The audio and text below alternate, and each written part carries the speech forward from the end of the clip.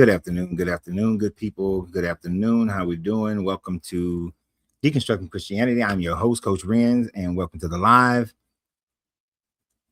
Today, we're going to have a conversation, hopefully. And we're talking about the subject matter, if we can stay on it, which we never do, but we're going to try to.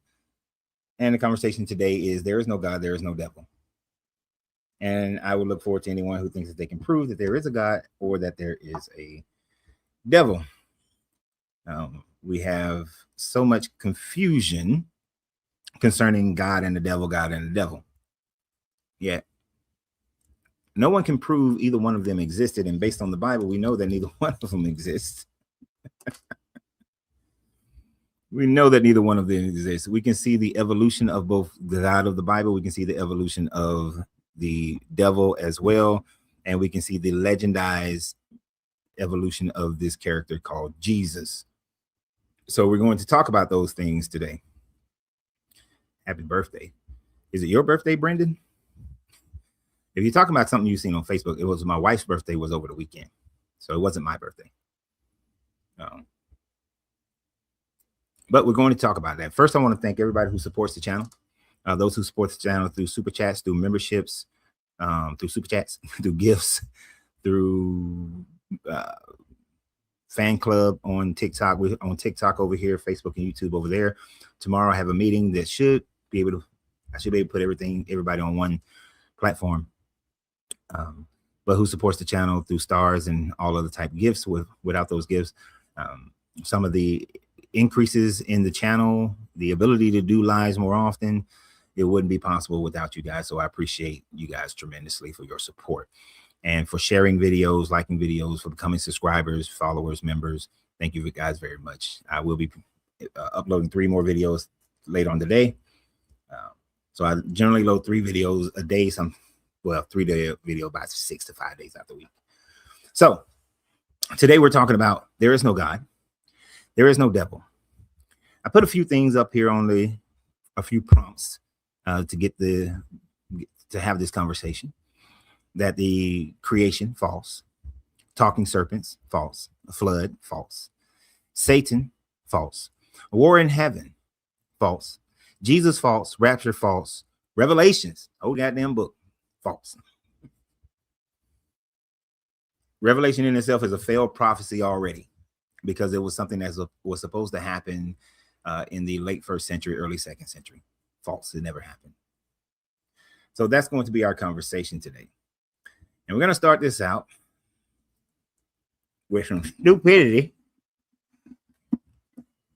Hold on, Nubs. We're going to start this out with some stupidity.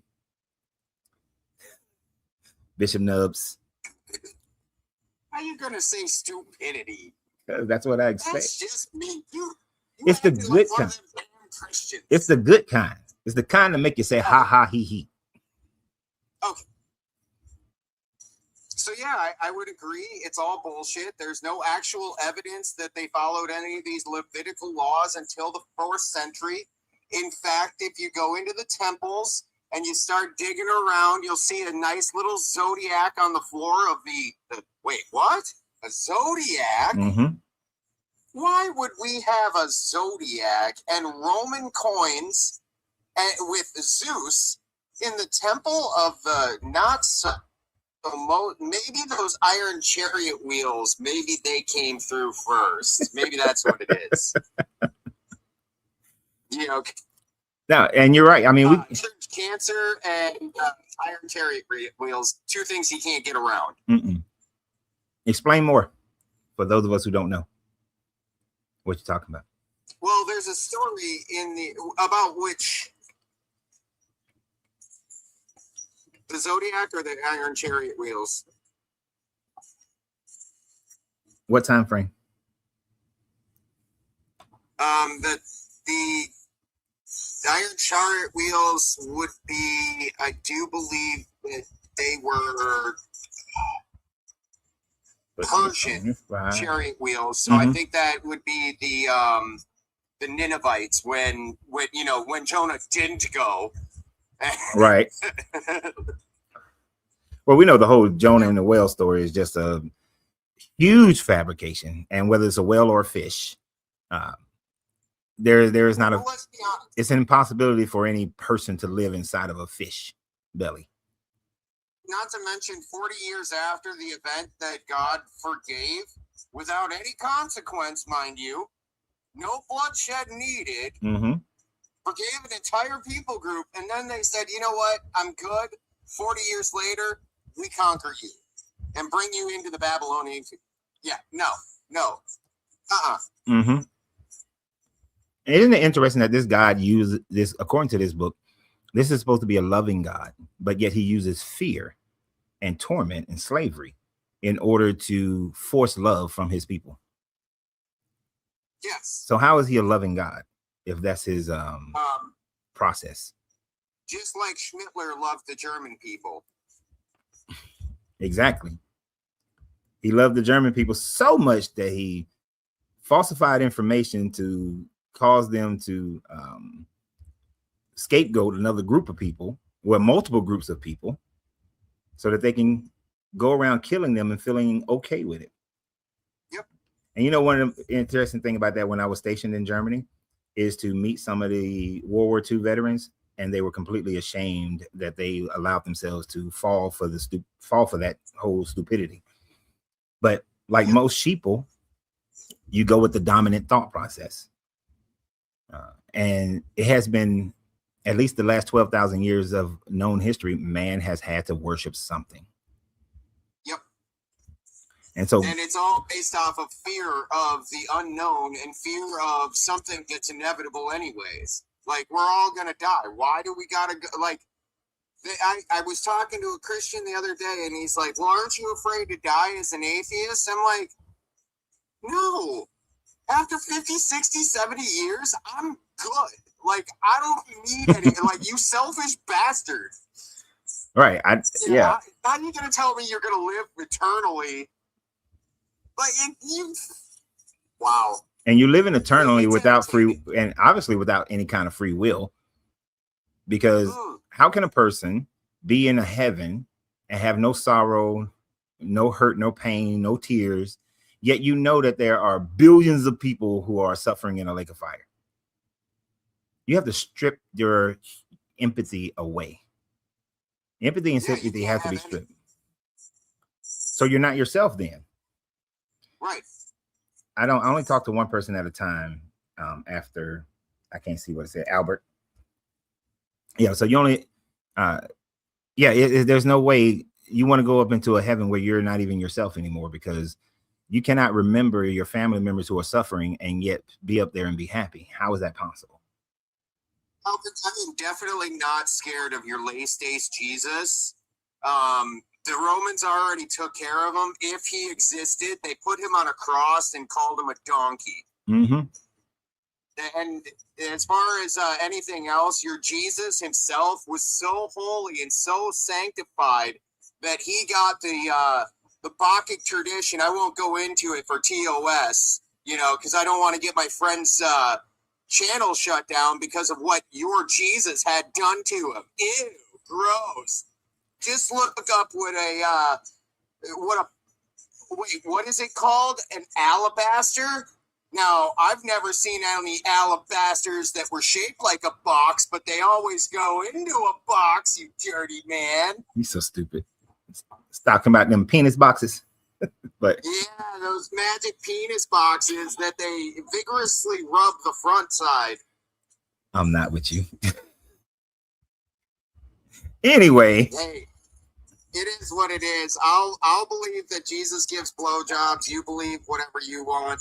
Or, well, yeah, I guess the child. Jesus never. I mean, Jesus never existed. So even the story with him being in the garden with a butt-naked boy is all just a fabricated story. And that's what makes it so much worse. Like, you could have fabricated it without molesting children. But that was a sign of their times. It was common for, especially in the Hellenized Greek versions of, since there was a Hellenized area. Yep. All the champions had little boys. Young boys were for fun. That was a common trope. Yep. We see that in our world today as being disgusting. But there are many things. Even that, we see, you and I see it that way, but there is a large group. Well, I wouldn't say large. There is a large enough. We'll put it that way. Large enough group of people that still adhere to that disgusting, like, and it's still from the same traditions. Yeah, and they do. And it's one of those things that we may never ever 100% get rid of. You're always going to have some people thinking that they're going to go against the general morality of the people, and that will be one of those things that there will always be somebody going against that general morality. So we won't get rid of it, but their idea of heaven is when they do, that's when all those things will be gone, right? But if there was free will in heaven, there can't be free will in heaven, because if there wasn't, then this fake story of the devil's rebellion couldn't happen unless they had free will. So what would be to stop that from happening a second time could only be if you take away the free will of the people who supposedly make it into heaven. Yep. And it says that you don't have free will because it says what you're going to do. It says that you're going to sing, "Holy, holy, holy is the Lord God." I can't even finish it. Yeah. Yep, 24/7. Yeah. all day and out for all eternity. That is not free will. Yeah. That is not my idea of heaven. I would rather, you know what? I can't even go there. I would rather fuck a moose. You need a ladder, but I would rather fuck a moose. All right. Well, I got some more people waiting, so let me try to be. All right. For anybody that disagrees with me, F off. And for anybody that agrees with me, much love. Later, Bishop Nubs. Drop it down if you would. So to the guy, Albert, this is a typical religious person's perspective. He posted on TikTok that I'm scared to bring him up, after I said that I only bring up one person at a time. And I try to keep everybody in order. Like, since Albert left, now Sammy is going to be next, and then I'm going to go to YouTube, Facebook with Jennifer. So if you can't be patient, then that's your own fault. If you feel like I'm supposed to let you up, but to utilize a tactic of fear, oh, you must be scared of me, that's why you won't let me up. That is the trademark of your God, and the belief in your Bible is you want to try to scare someone into getting your way and getting your will. That is very, very religious like of you. And we're going to bring Jennifer up since Sammy dropped. Jennifer. Hey. How you doing? I'm doing good. How are you today? Doing quite well. Your top of your head looks fantastic. Well, thank you. What do you have for us today, Miss Jennifer? No, I was my son, he's in the Hebrew Israelites. Okay.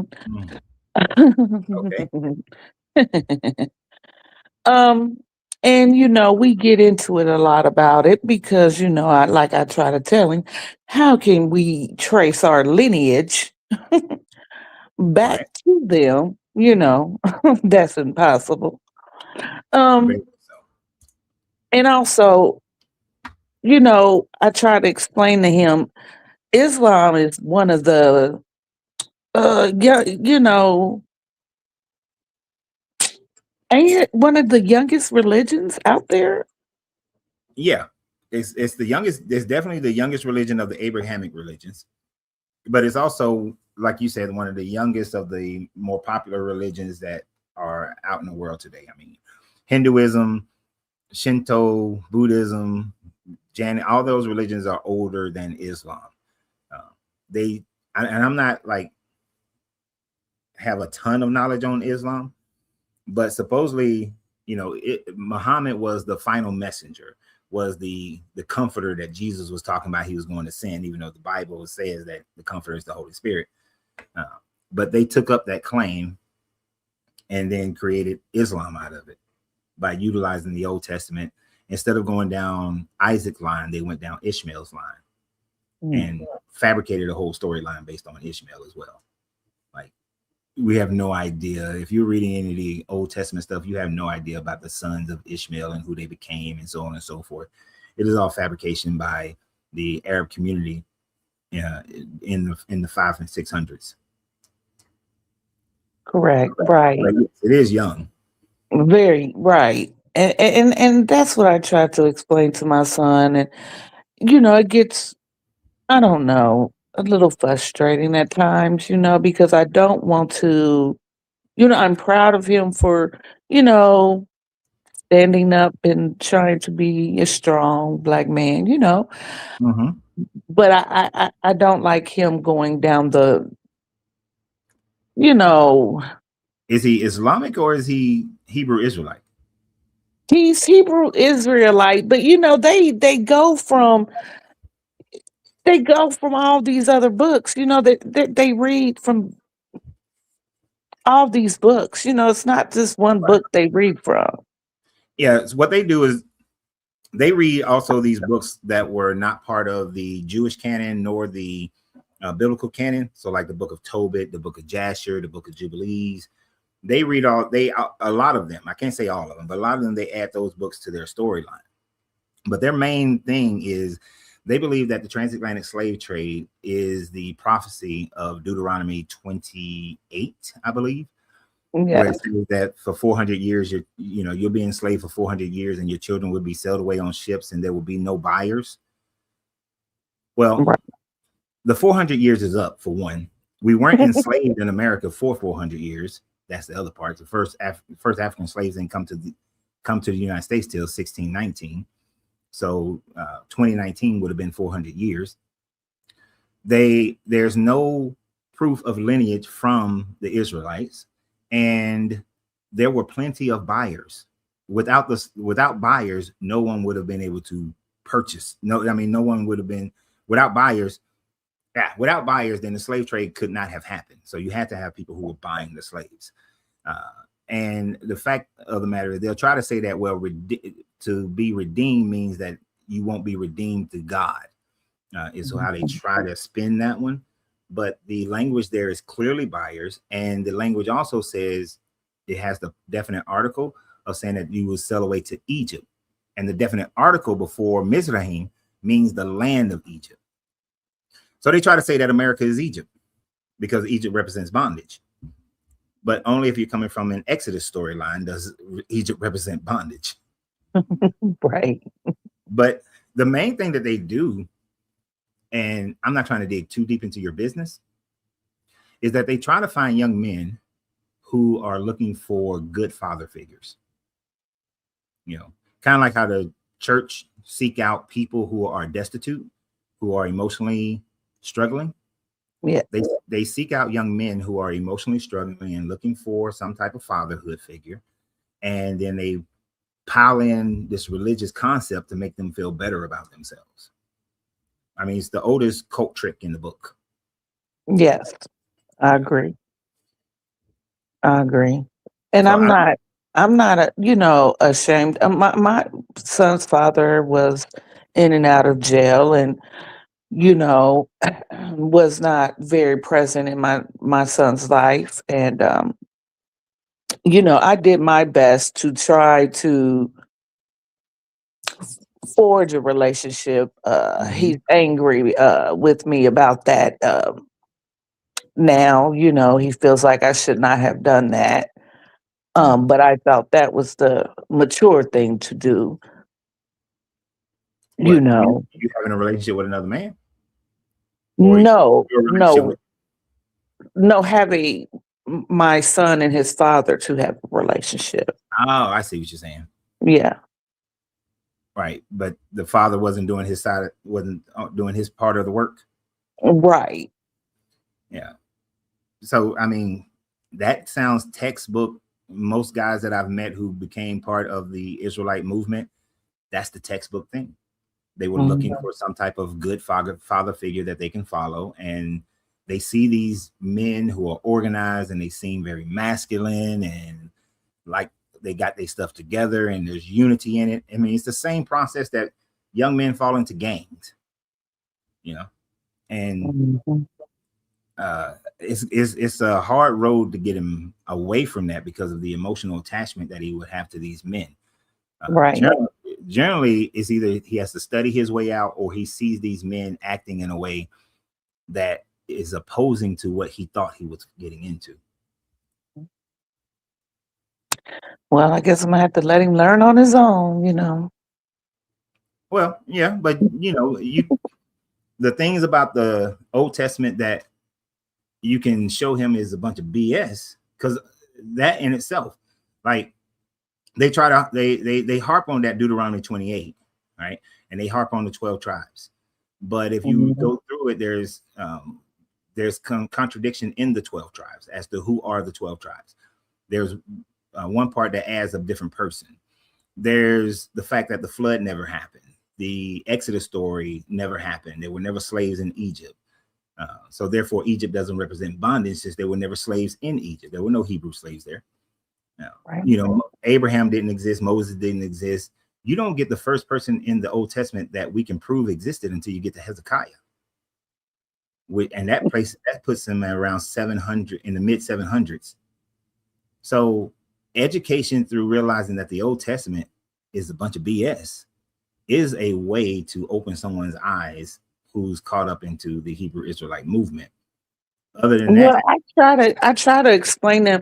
If you read if you read the Bible in general, you can tell that it was written by different people just by reading it. Because just going through the different books, none of it relates, to like the same person. Yeah, it's definitely written by a multitude of people over a long period of time. They will then say that it was inspired by God for those people to write it. But if it was inspired by God, then there should not be contradictions. When you just look at something as simple as how Saul died, in one instance, one person killed Saul, in another instance, a different person killed Saul. So, those types of contradictions, if it was inspired by God, there should not be those types of contradictions within it. So you can go from small contradictions to major contradictions, like the flood. We know the flood never happened. That's right. Scientifically, we know it never happened. I don't know if you can tell him that, because the Hebrew Israelites are very male dominated and disrespectful towards women. Yeah. So a woman's word is not worth anything. They're taught, based on the Old Testament, that a woman can't even make a promise, and if that promise is taken away by the father or the oldest male or the husband within 3 days, then the promise can be invalidated. A woman really can't bear witness to anything. It has to be seconded by a man. So they don't look at women as equals. No, they don't. It'll be hard for you to dissuade him. The best thing is, honestly, another man. And then he's angry with you, so that's going to make it even more difficult. Yeah. But another man is probably the best case scenario to dissuade him from the nonsense of Hebrew Israelites. Right. Thank you. I appreciate that. My pleasure. And I love your content. Keep it up. I appreciate everything. I certainly will. And I'll catch you on the next one. All right. Thank you, Jennifer. All right. Have a good one. You too. Bye.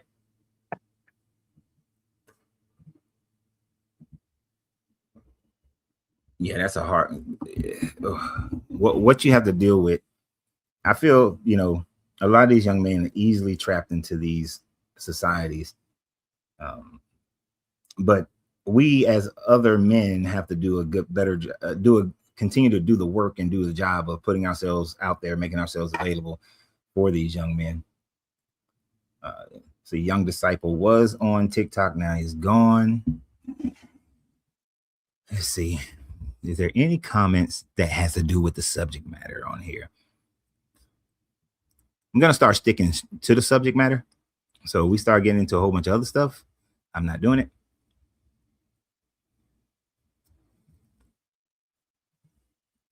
When Jesus come back.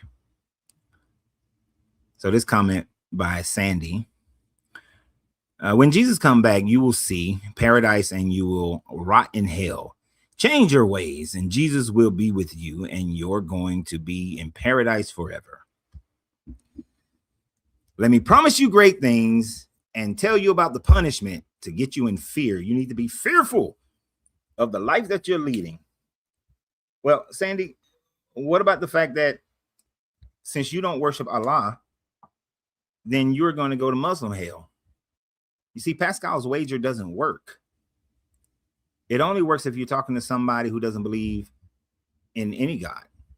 But even in that one, it still doesn't work because there are people who believe in other gods. If there was only the God of Christianity being taught around the world, and that was the only religion, and then there was atheists, then your argument may work on people.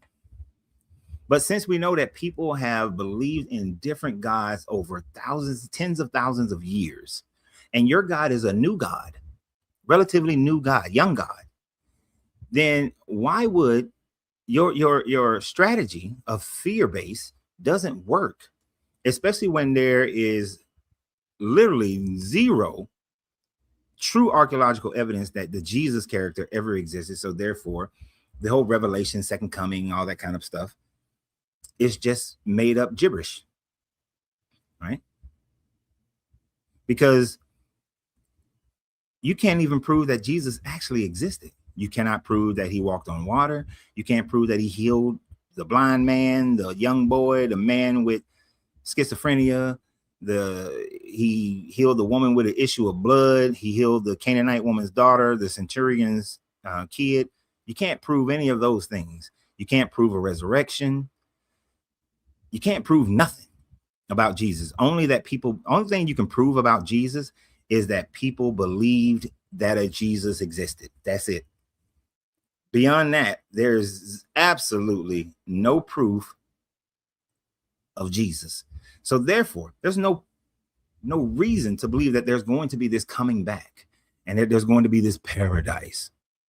And what is this paradise? Being in heaven? Praising this God all the time, not having any concerns about the people who are in this lake of fire for all eternity, yet you're running around happy. That makes no sense. I think a person is psychotic if you live a life and never have any concerns for people who are suffering, right?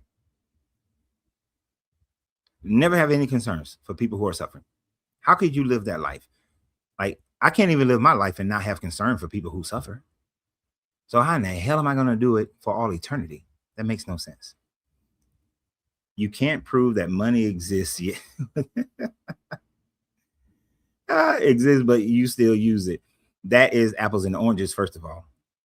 Money exists because we all agree to utilize it as a method of exchange. So therefore, money does exist. Money first started existing in a bartering system, and then after a bartering system and coinage, but those coins used to have actual gold or silver. They were precious metals. But then we went away from that to the IOU note. So money does exist. You can go to the bank and pull some money out. Money exists. If you don't believe money exists, if you don't think money exists, live your life without it. Go ahead. Try it. This is one of those, and I'm not trying to be rude, but that's one of them dumbass comments. Money exists, but money doesn't exist, and you can't prove it, but you still use it. Because it exists. And not only exists as a method that we all agree upon, but we have literal tender paper. And yes, we are moving to more digital currency, but I'm done with that one. Oh, that's stupid.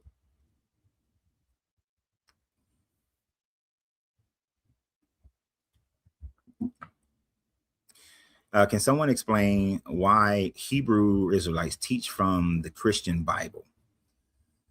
See, because Hebrew Israelites started in America. That's the simplest version. They started in America, so they had to use something that was common to Black Americans in order to convert people over. If you wanted to start a new religion, the best thing to do is to utilize an old religion and revamp it. So this is what the whole Jesus narrative is: taking an old religion, the Judaism, revamping it into Christianity. And the Hebrew Israelites have merely just taken Judaism and some parts of Christianity and revamped it. It depends on what Hebrew Israelites you're talking about. There are some Hebrew Israelites who talk about Jesus, and there are other Hebrew Israelites who don't accept Jesus. So you got different versions of Hebrew Israelites. But at the end of the day, they are merely just utilizing something that was already present. The Mormons did the same thing. Jehovah's Witness, everybody, every new religion or new variation of a religion is generally based on an older religion. So they're going to use, and then they try to blacken it. Oh, King James was black, you know, and they try to make it seem like it's a black thing and it's for black people, so that people will feel more comfortable with it, because they know that black people in America would have never become Christian if it wasn't for colonization of Africa and the transatlantic slave trade. So they got to soften that blow.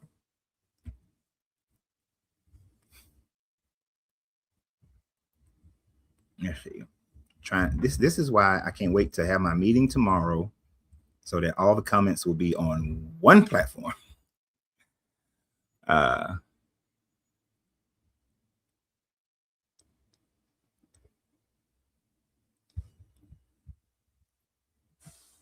This is something I've never heard of. Do you know anything about indexing and birth certificates that Jesus' father Joseph and Mary were doing for him and Jesus' son James? I don't. But if somebody else knows anything about that, that's something, when I see something I don't know, I would love to find out. But to my understanding, they didn't have birth certificates back then. I was told that his real name was Yahuwah Mishiach Henderson. Okay. He's stupid. Okay. I'm not messing with y'all. Not messing with y'all at all. Oh man. And this is a good one, Shamika. No archaeological evidence is why you're told no man knows the day or the hour.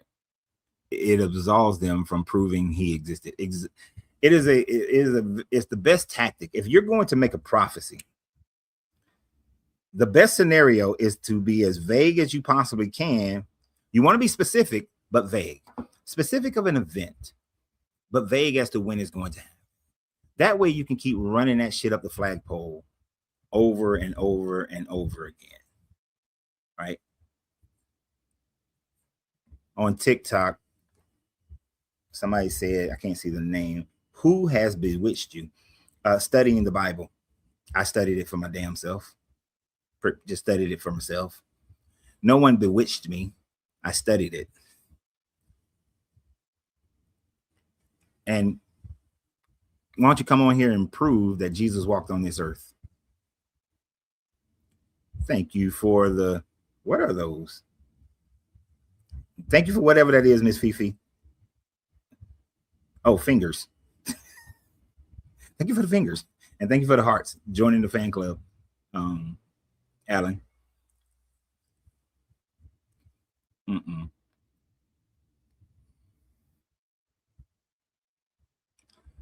Yeah, I just read the first part of what Ernest wrote. But I'll read it. I appreciate your videos. I share them on my Facebook page consistently. Thank you very much for that. I appreciate the shares and all the gifts that people give. My family has shunned me for me no longer believing in a conscious living God that hears and answers prayers, knowing what I know, I would never go back to believing anyone's God, even if one of these religious people, God would appear to me, even all the horrifying atrocities that happens to humans since the dawn of human. And apparently these people's God didn't intervene to save humans from harm. These people, okay, he wrote something else too. These people gods. Yeah, unfortunately, I feel for people whose family has shunned them. I didn't experience that. But I mean, there were some conversations here and there, but I didn't experience that, but I know so many people have. And it's pretty sad when people will stop looking at all the other attributes that they love about you and then disengage from you simply because you don't believe in the same belief they have, especially when their belief teaches that they can't save anybody. Right? You know, I remember being in a marriage counseling session when I was a Christian, and I brought to the fact that, you know, the fact that I don't believe in this God and she does. Doesn't the Bible say that her belief I will be saved and my belief she will be saved? So what does it matter? Right? But then they'll turn around and say that everybody has to be saved on their own and everybody has to believe on their own, you know, which to me sounds like contradictions. Now, some people say that Paul was saying that, and that was just for the people at that time frame because Christianity was new. But if the Bible is for all times, then that should stand for all times. But the fact that people will shun each other over a belief that that they can't prove, and especially family members, that's just a sad occurrence. And that's why I always say family is not blood. Family is the relationships that you build with other people. Because I got friends who are just as much family with me, to me. What does the prompt say? That Jesus is false. If you're talking about Jesus, prove Jesus. Come on here and prove Jesus. What is your proof of Jesus? You know, it is good that they say that faith is without facts, right? Because when you have faith, you don't have to have facts. You can just believe something, say something, and accept it, and you don't ever have to prove it. And that comes from your indoctrination. All these things that are in the prompts comes from your indoctrinations. You know, the devil actually exists, comes from the indoctrination. The devil wasn't even a being in Judaism until around the 4th century BCE. Judaism didn't have a devil. And it took from 4th century to about 1st century BCE for them to solidify a devil. And they learned it from the Persians when they were under their teaching, when they were under their domination, and they learned about Zoroastrianism, right? So they didn't even have a devil. Moses didn't have a devil. Abraham, no devil. Balaam didn't have a devil. He had an adversary, but the adversary was an angel of God. He was in the employment of God. This God of the Bible says, hey, who's going to go down and be Balaam's adversary? And one angel stood up and said, I'll do it. And he went down to become his adversary, doing God's will. It's not until they learn about Zoroastrianism that they develop the sense of a devil. And then by the time you get Jesus, you know, in the 1st century, the teachings, by the time you get Christianity in the 1st century, you get the development of a devil. And it still took Christianity until around the 3rd century to truly develop the idea of a devil. So the devil didn't even exist in Christianity until the 3rd century CE. But it's been around for so long, people are just accepting it now. Where do I find, from Zaza Zaire, where do I find the exact truth? I was told about the Holy Ethiopian Bible, the Holy Quran, and the Dead Sea Scroll. Well, none of them are the exact truth, right? And there really is it's kind of hard. There's no such thing as the exact truth in most things that are philosophical. If we're talking about facts, there are some exact truths on that. So the Ethiopian Bible is not holy. None of these books are holy. They're all written by men, right? And the Ethiopian Bible was brought to the kingdom of Aksum by a Syrian Orthodox Christian named Fermentus, who was under the leadership of Athanasius, who was the bishop of Alexandria, Egypt. And he brought them the Bible and converted King Azana. King Azana only converted to Christianity because he wanted to have better trade relationships with Rome. And it still took about 200 years for Ethiopia to truly become dominated by Christianity. Most of the people still were worshiping their gods, right? And the Quran it was developed in the 500s when Muhammad claimed that the angel Gabriel came and told me these things, and then he told the scribes, and the scribes wrote it down, right? Who witnessed Muhammad talking to Gabriel? How do you know? You're just taking this man's word. The same way that they take Joseph Smith's word that he found some golden plates. They're just taking some dude's word and then they follow it and believe that it's true. And most of the time, these religions grow through violence. Islam did not grow through peace. It grew through violence. Just like most of these religions grow violently. Oh, let me see. Zaza says, I'm Muslim, but I was scammed by temples, churches, and mosques. I honestly don't have anyone that I can trust. I'm embarrassed as it is. Literally I literally stopped believing in Jesus in 2017. However, it's been difficult to even just depend on anyone since I don't have a family. I don't have family nor friends to depend on, be quite honest. Like I was saying, family is relationships. Brandon is my brother. Troy is my brother. We have no family, no bloodline attached to us. Those are my brothers. I can trust them with my children, with my wife, with my money, with any and everything. I'm there for them. They're there for me. We develop this relationship. Brandon is Christian. Troy, he one of them laissez-faire Christians. But they accept me for who I am. I accept them for who they are. And that's what makes us family. And we trust and love each other. That makes us family. Now, I fortunately have family members that I am close to, and we are family. But if you don't have family, you can find family. You can find family. Now, trusting these religious people, most of the time they're trying to get your obedience and your money. That's what they want out of you. Your obedience and their money by telling you these ancient fables to try to make you believe in some deity that they claim exists, but yet have no evidence of it other than some manuscripts.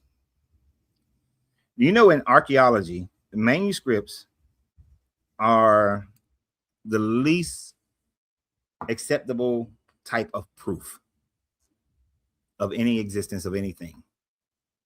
Because if we only went by manuscripts, then you would have to say that Zeus exists, that Zeus fought against the Titans, and his father belched out all his other brothers and sisters that he supposedly ate. And you would have to accept that Zeus exists. You would have to accept that Oshun and Olorun, that they exist, that Brahma, Lamishka, that all of them exist. So in the world of proof, you got to have more than just documentation.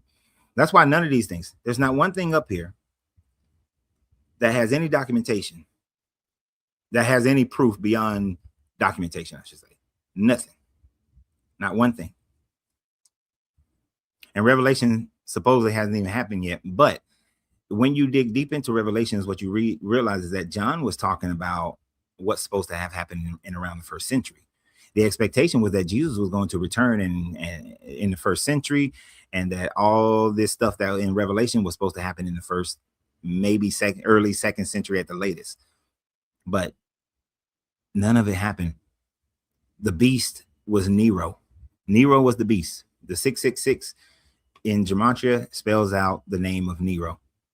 And that's why in the Vulgate, it is 616 is the number of the beast, because it spells out the name Nero in Latin.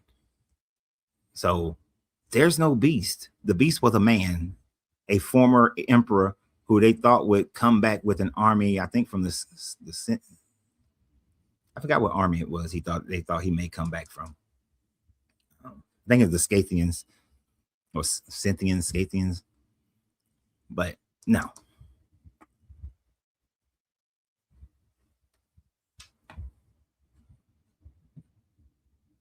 Good old Rupert, my man. Rupert said that history has proven that Jesus don't exist. True. But God definitely do exist, and no one can prove he doesn't. You got to prove that he does. You see, the great claim is that God exists. You have to then demonstrate that your God exists. So your God, your good, loving God, supposedly we can see how the earth was created, how the earth developed. But your God is taking the claim, but your book states the claim that your God did this thing in 6 days, 6,000 years ago. But we can see that the earth is way older, and we can tell how the earth developed. So that disproves the whole creation story of your God. So your God don't exist.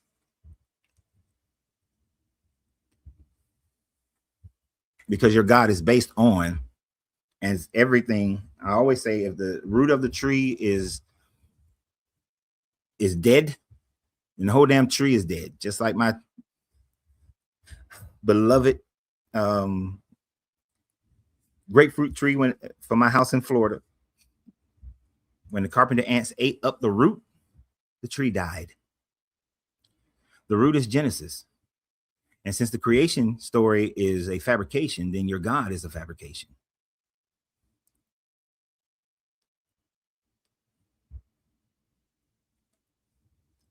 Okay, something. I need somebody on Facebook or YouTube to type in a comment, because I should see more comments. I don't know why I don't see any comments. And the comments are all faded. Well, not all of them. The ones I've clicked on are faded. But none of these, there is nothing. I did a video earlier today. It hasn't been published on YouTube and Facebook yet. Okay, thank you. Thank you, honey. It's my wife. She's always on it. What did I do a video on? Oh, War in Heaven. I want to know how many people think or have been told that a war in heaven happened before the creation of the earth. Put a 1 in the comments if the war in heaven happened before the creation of the earth. That when it was just God and the angels, a war in heaven happened. If you think that happened, or you've heard that happened, put a 1 in the comment. No, let me rephrase that. If you think that actually happened, put a 1 in the comment. If you just only heard it, but you may not necessarily believe it, put a 2 in the comments.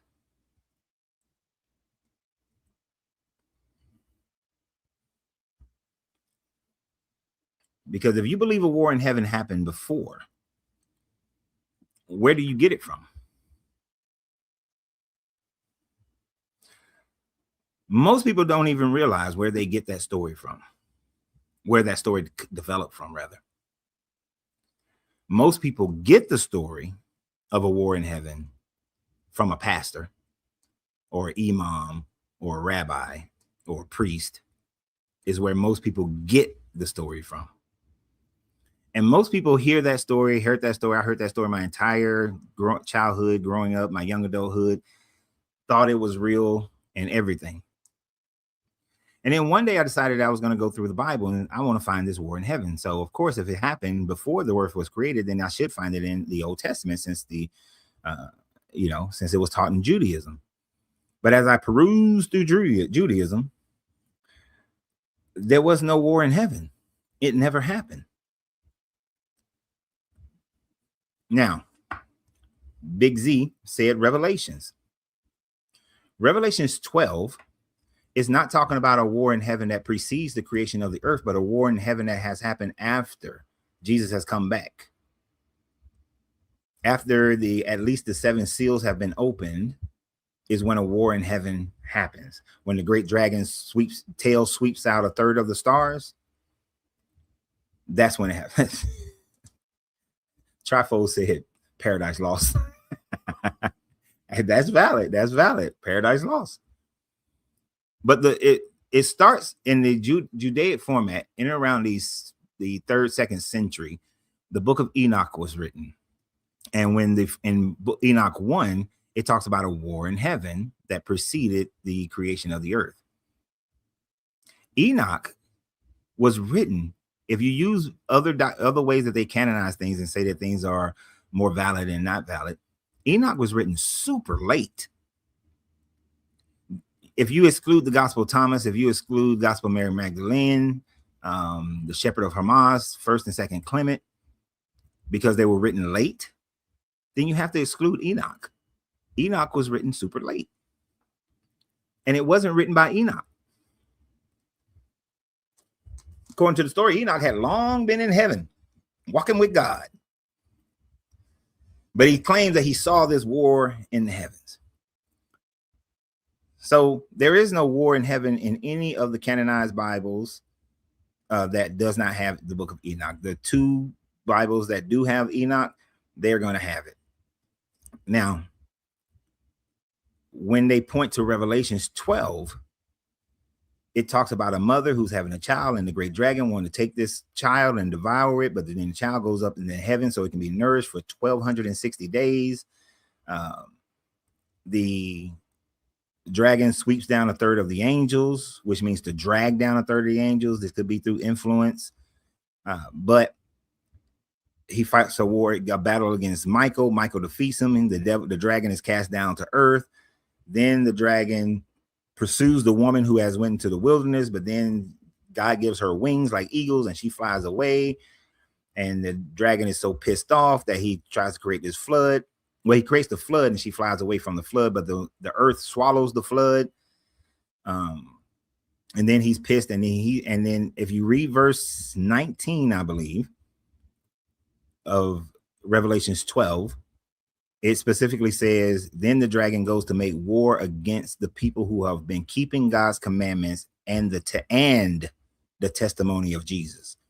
So all those events cannot happen unless there are people who are keeping the testimony of Jesus, but Jesus has to have come beforehand. So it's not at the beginning of creation or preceding creation. It has to be happening in the future. So Revelations 12 is not talking about a war in heaven where the devil supposedly fell from grace. So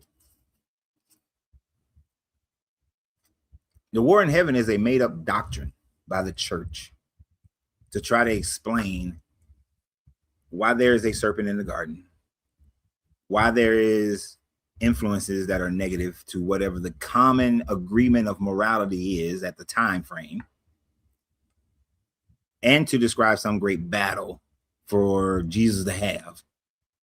And in this case, it's not even Jesus having the battle, it's Michael having the battle against the great dragon.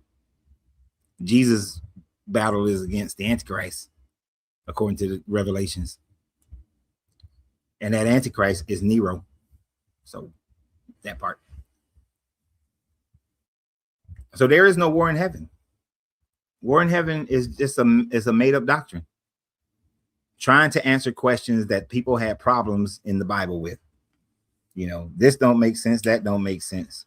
And even some of the earlier church fathers had issues with them, with those types of statements, whether it was Jerome or Augustine or Irenaeus. They had problems with those things.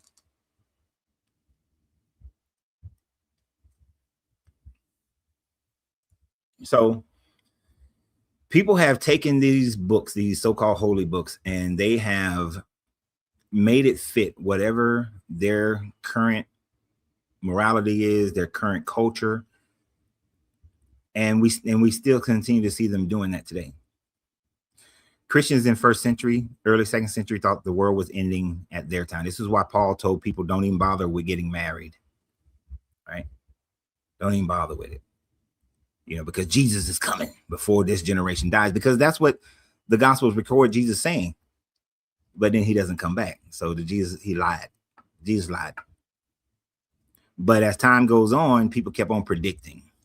We get Jehovah's Witness from a failed prediction of the end times. We get Seventh-day Adventists from a failed prediction of end times. You know, you get all these different, and then you got so many people who are always predicting. And we just saw, what was it? Igbo Noah and his failed predictions. You had the other guy who had all them people out in the middle of the field. I forgot his name, with his failed predictions. These failed predictions happen constantly. The Branch Davidians up in Waco, Texas, Jim Jones, the was it Falls Gate. People are constantly making up these failed predictions. Why would a war in heaven? Why would a war even happen in heaven? That's a good statement. Why would a war in heaven actually happen? It wouldn't. If you think that if everybody's in heaven, why would there be a war? Everything's nice. It shouldn't be a war. But what a Christian would say is because the angels had free will and the devil wanted to put himself above God, as it says in Isaiah and Ezekiel. But Isaiah and Ezekiel were talking about the king of Tyre and the king of Babylon. They were not talking about some ethereal being. So, but they had free will. So then the question then should be, Jumanji, if people are going to go to this heaven after Jesus supposedly returned, in order for there not to be another war in heaven, then those people cannot have free will.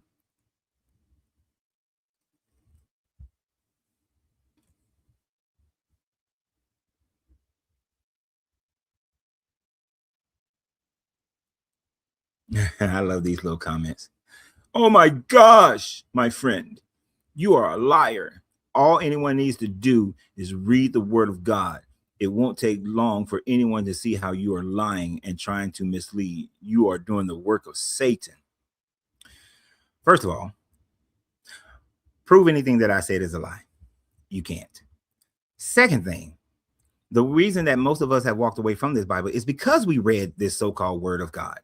And this book is not the word of God. Thank you for joining the fan club. Thank you. And yes, it wouldn't take long for a person who read it critically to realize that the Bible is full of lies and contradictions, inaccurate historical events, and so on and so forth. And as far as doing the work of Satan, yes, I am the adversary to religious indoctrination, because that's all Satan means, is adversary. It has nothing to do with a being. Because then you got to explain Job, and you got to explain Balaam, and you got to explain that David was an adversary. Is God in heaven or outside of heaven? Well, God don't exist. That's the first part. But according to the Bible, this God is in heaven, because when you come up to this great white throne and you'll just worship him all day and he's supposed to be the light, then you're worshiping this God. So he has to be in heaven in order for this light to be. Yet they will say he's also outside of time and space and all that kind of stuff. So he would be both if he existed. The only good part about it is that he doesn't exist.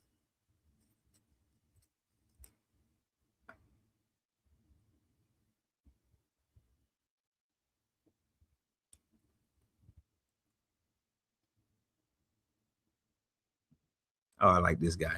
You walked away because your unwillingness to accept the convictions you felt.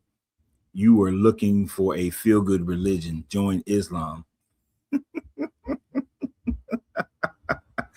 You're a funny guy, Elrod Jenkins. I love how Elrod Jenkins automatically just knows exactly who I am and knows my journey and can just break me down in such ways that he understands me completely. Right? That are looking for a feel-good religion. It's not even worth conversating with that stupid ass comment. No, I walked away from this religion because I studied this religion. I studied it more than just going into a church and believing whatever some pastor tell you.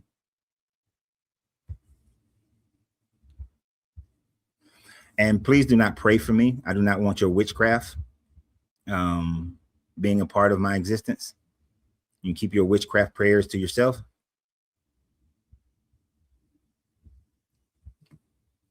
I think people walk away from the Bible because they don't understand it. They are mixing it with religion instead of just reading it for how it is written. No, it's better for you to, in order for, you're wrong about that one, Rupert. I'm explaining why in this psychology. People are walking away from the religion today because they are reading the Bible and understanding what is written, which is converse to the doctrines that's been preached in the church. If you go to a church, there's so many parts of the Bible that they skip, so many parts of the Bible they will never talk about. They don't talk about Judges 19. They don't dig deep into the fact of the Sodom and Gomorrah story. They tell you things to make you feel guilty about your sin, which is anything that is against this God, but they are telling you things in the Bible that only fits with your moralities of today. That's how people stay in the church, by having them by being taught what feels good in your morality today.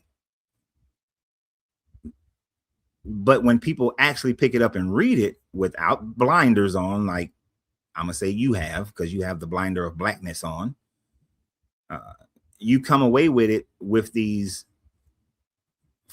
with these misunderstandings, this illogical stances that you take all the time. You know, it's kind of like how you're using the word, I overstand this. I remember when overstanding became popularized, and I was like, that's stupid. I overstand. First time I heard that, KRS-One said it, and I was like, he sounds stupid. Smart guy in a lot of things, but in that instance, I was like, he sounds stupid. I overstand. My man Jumanji. Jumanji, you there? What's going on, man? How you doing? Yeah, good. Yeah, you know, a lot of people who actually read the Bible, they haven't picked it up like on their own. Like, you know, say this person never heard about Jesus or anything, they never picked it up. Normally, people read it based off what they've been told. You know, if you have to look up what, you know, when Satan in the Old Testament, he was never really, what do you say, the enemy of God. I never read him as the enemy of God. He was always the accuser of man. You know what I'm saying? I seen him working for God. Even the book of Job, he was never presented as an enemy. It's like he went up there it's like they had a position, right? Yep. And, you know, when it came time to take their station, his position was to accuse man. So that's what he went to the earth doing. Yeah. You know, wasn't until Jesus came. And if you look at what they expect him to do, Jesus failed the mission. He's supposed to, you know, come and rescue the Israelites, but since he didn't do that, they switched it to sin and you know, death. You know what I mean? That they see that they switched it too. Right. It seemed like they switched Jesus' role as to, he didn't come down to really rescue people from, you know, human the government at that time oppression. He came down to rescue us from sin and death. But that's not, you know, the Messiah. Jews didn't look for a Messiah to rescue them from sin and death. You know what I mean? Yeah. So, you know, yeah. And also, I just want to point out one more thing too. Also, like if you read, I think it was 2 Chronicles, right, when David took that census. Yeah. It's funny in I think 1 Chronicles 21. It said Satan stood up against Israel and incited David to number Israel. Now, if you look at the parallel account in 2 Samuel, it says, "In the anger of God blazed against Israel and incited David to go make a count." So it's like 2 parallel accounts. One say God did it, and one say Satan did it. You know? Exactly. And those types of contradictions are, especially Chronicles and the books of Samuel, have quite a few contradictions like that. You know, the retelling of the same events, but there are key points that are opposite of each other. And you're absolutely right. Now, I would also, you know, what's better than the Job story when it comes to the Satan is the story of Balaam. You know that story? Is that the one with the animal? That's the one with the talking. The talking donkey. Yeah, talking donkey. Yeah. So what's funny about that story is that when they first come to Balaam, God tells Balaam, "Don't go with these men." Then they sleep overnight. Then the next day, God said, "Go with these men, but only tell them what I tell you to say to them." So Balaam goes with them, right? But then it flips immediately, and this guy says that I'm angered with Balaam. So he asks the angels, "Who will be my adversary for Balaam?" And it doesn't name the angel, I don't think, but one of the angels step up and say, "I'll be your adversary, your Satan." It literally said, "Who will be the Satan for Balaam?" So God is looking for a volunteer to go and be the Satan. If that don't, but you know, they don't teach that in church. Right. They'll teach about the talking donkey, and he was beating the hell out the donkey, and the angel came and the angel was like, "I'm gonna kill Balaam." but they will skip over the part where the God asked for a Satan to go against Balaam after he told him to go. Right. That's crazy, man. Yeah. It's like you looking for what's that?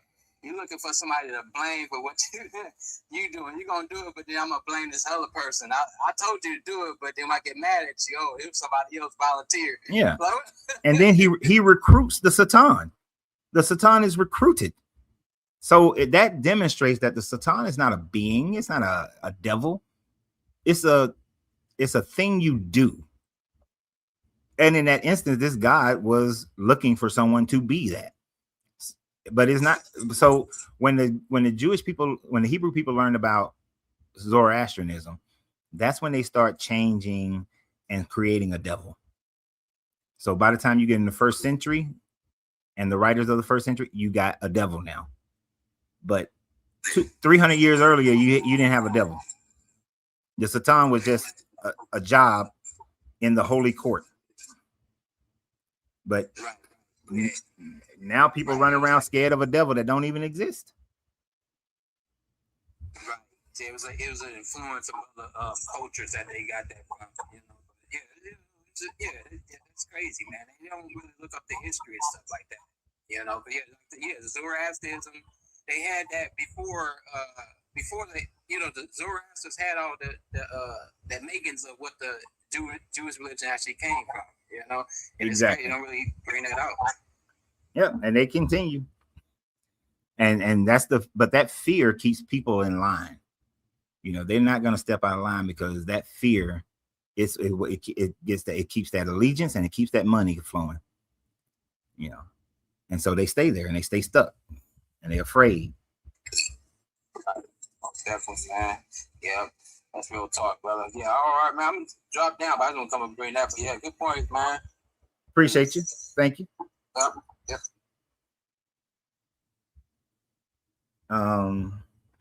Coach J said false or symbolic. Oh, it's just false. It's just plainly false.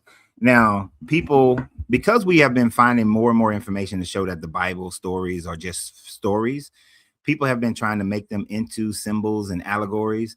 So when I was growing up in church, no one took Galatians when it says that the stories of Abraham were to use them as allegories. It was taught when I was coming up that the stories actually happen, but you can use them as allegories towards your life today. And that's what Paul was saying. But now, especially over the last 10, 15 years, people have been saying, oh, the whole thing is allegory, because they know that all that shit, none of it happened. So now they're just trying to make it into allegories, make it into symbols.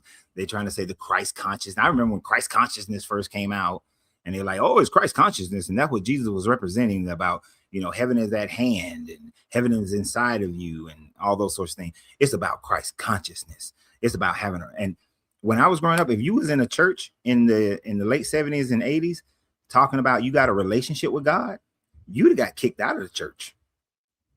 They would have been like, oh, you talking heresy. But now it's relationship with God. You got to have a relationship with Jesus. You got to get your Christ consciousness. You got to say stupid shit like what Rupert is saying about overstanding.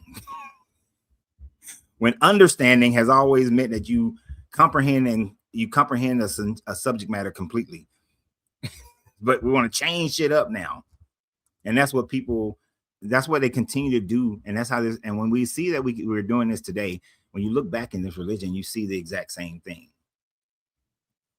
What up? Okay. Low. How low can you go? How low can you go? How low can you go? What up? What's up, man? How you doing? Man, doing all right. I just pulled you up and seen you was on here. I said, let me get on here and tell them my new thoughts on some things. Okay, so to hell with my prompts. Tell me your new thoughts on some things. Let's see. There's no God or devil. I mean, it may work. It's something maybe you can use. Okay. We're talking about the Gospels. You know how you have the idea that Matthew was an apostle, and then you got John was an apostle, correct? Supposedly. No. The Gospels. No. Matthew supposedly wrote Matthew. Yeah, I mean that's what Irenaeus said. Right. But I'm saying now I just thought about something, how if Matthew actually was one of the disciples in the resurrection account in Luke's and John's resurrection accounts, Jesus meets them in Jerusalem first. Matthew's gospel, they meet Jesus in Galilee. Right.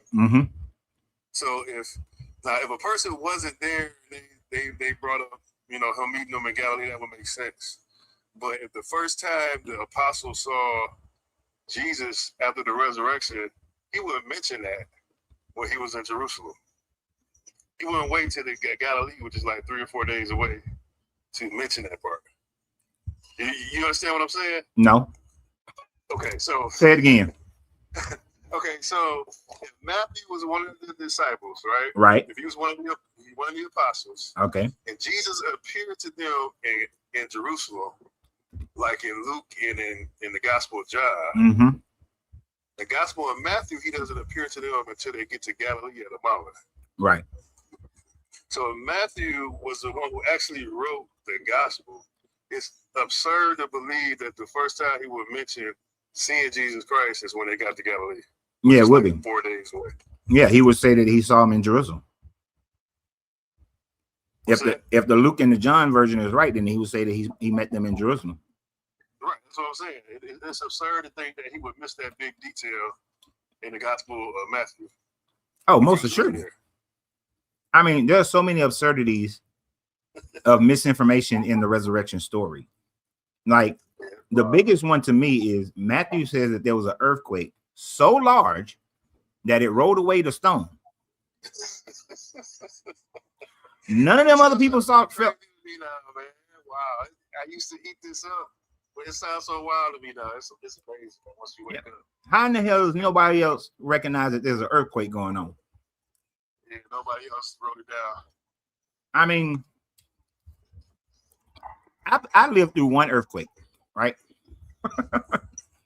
It was an incredibly minor earthquake that happened in Atlanta, but it happened at like 4, 5 in the morning.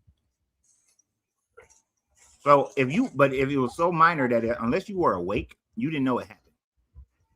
But I was getting the reason why I remember it is because I was getting a speeding ticket at the same time. And me and the police officer were both like, whoa, what was that? So we both know that there was an earthquake that happened. Right? So now, if this supposedly happened in the morning, people are walking around doing their thing, they would have known this earthquake happened. Correct.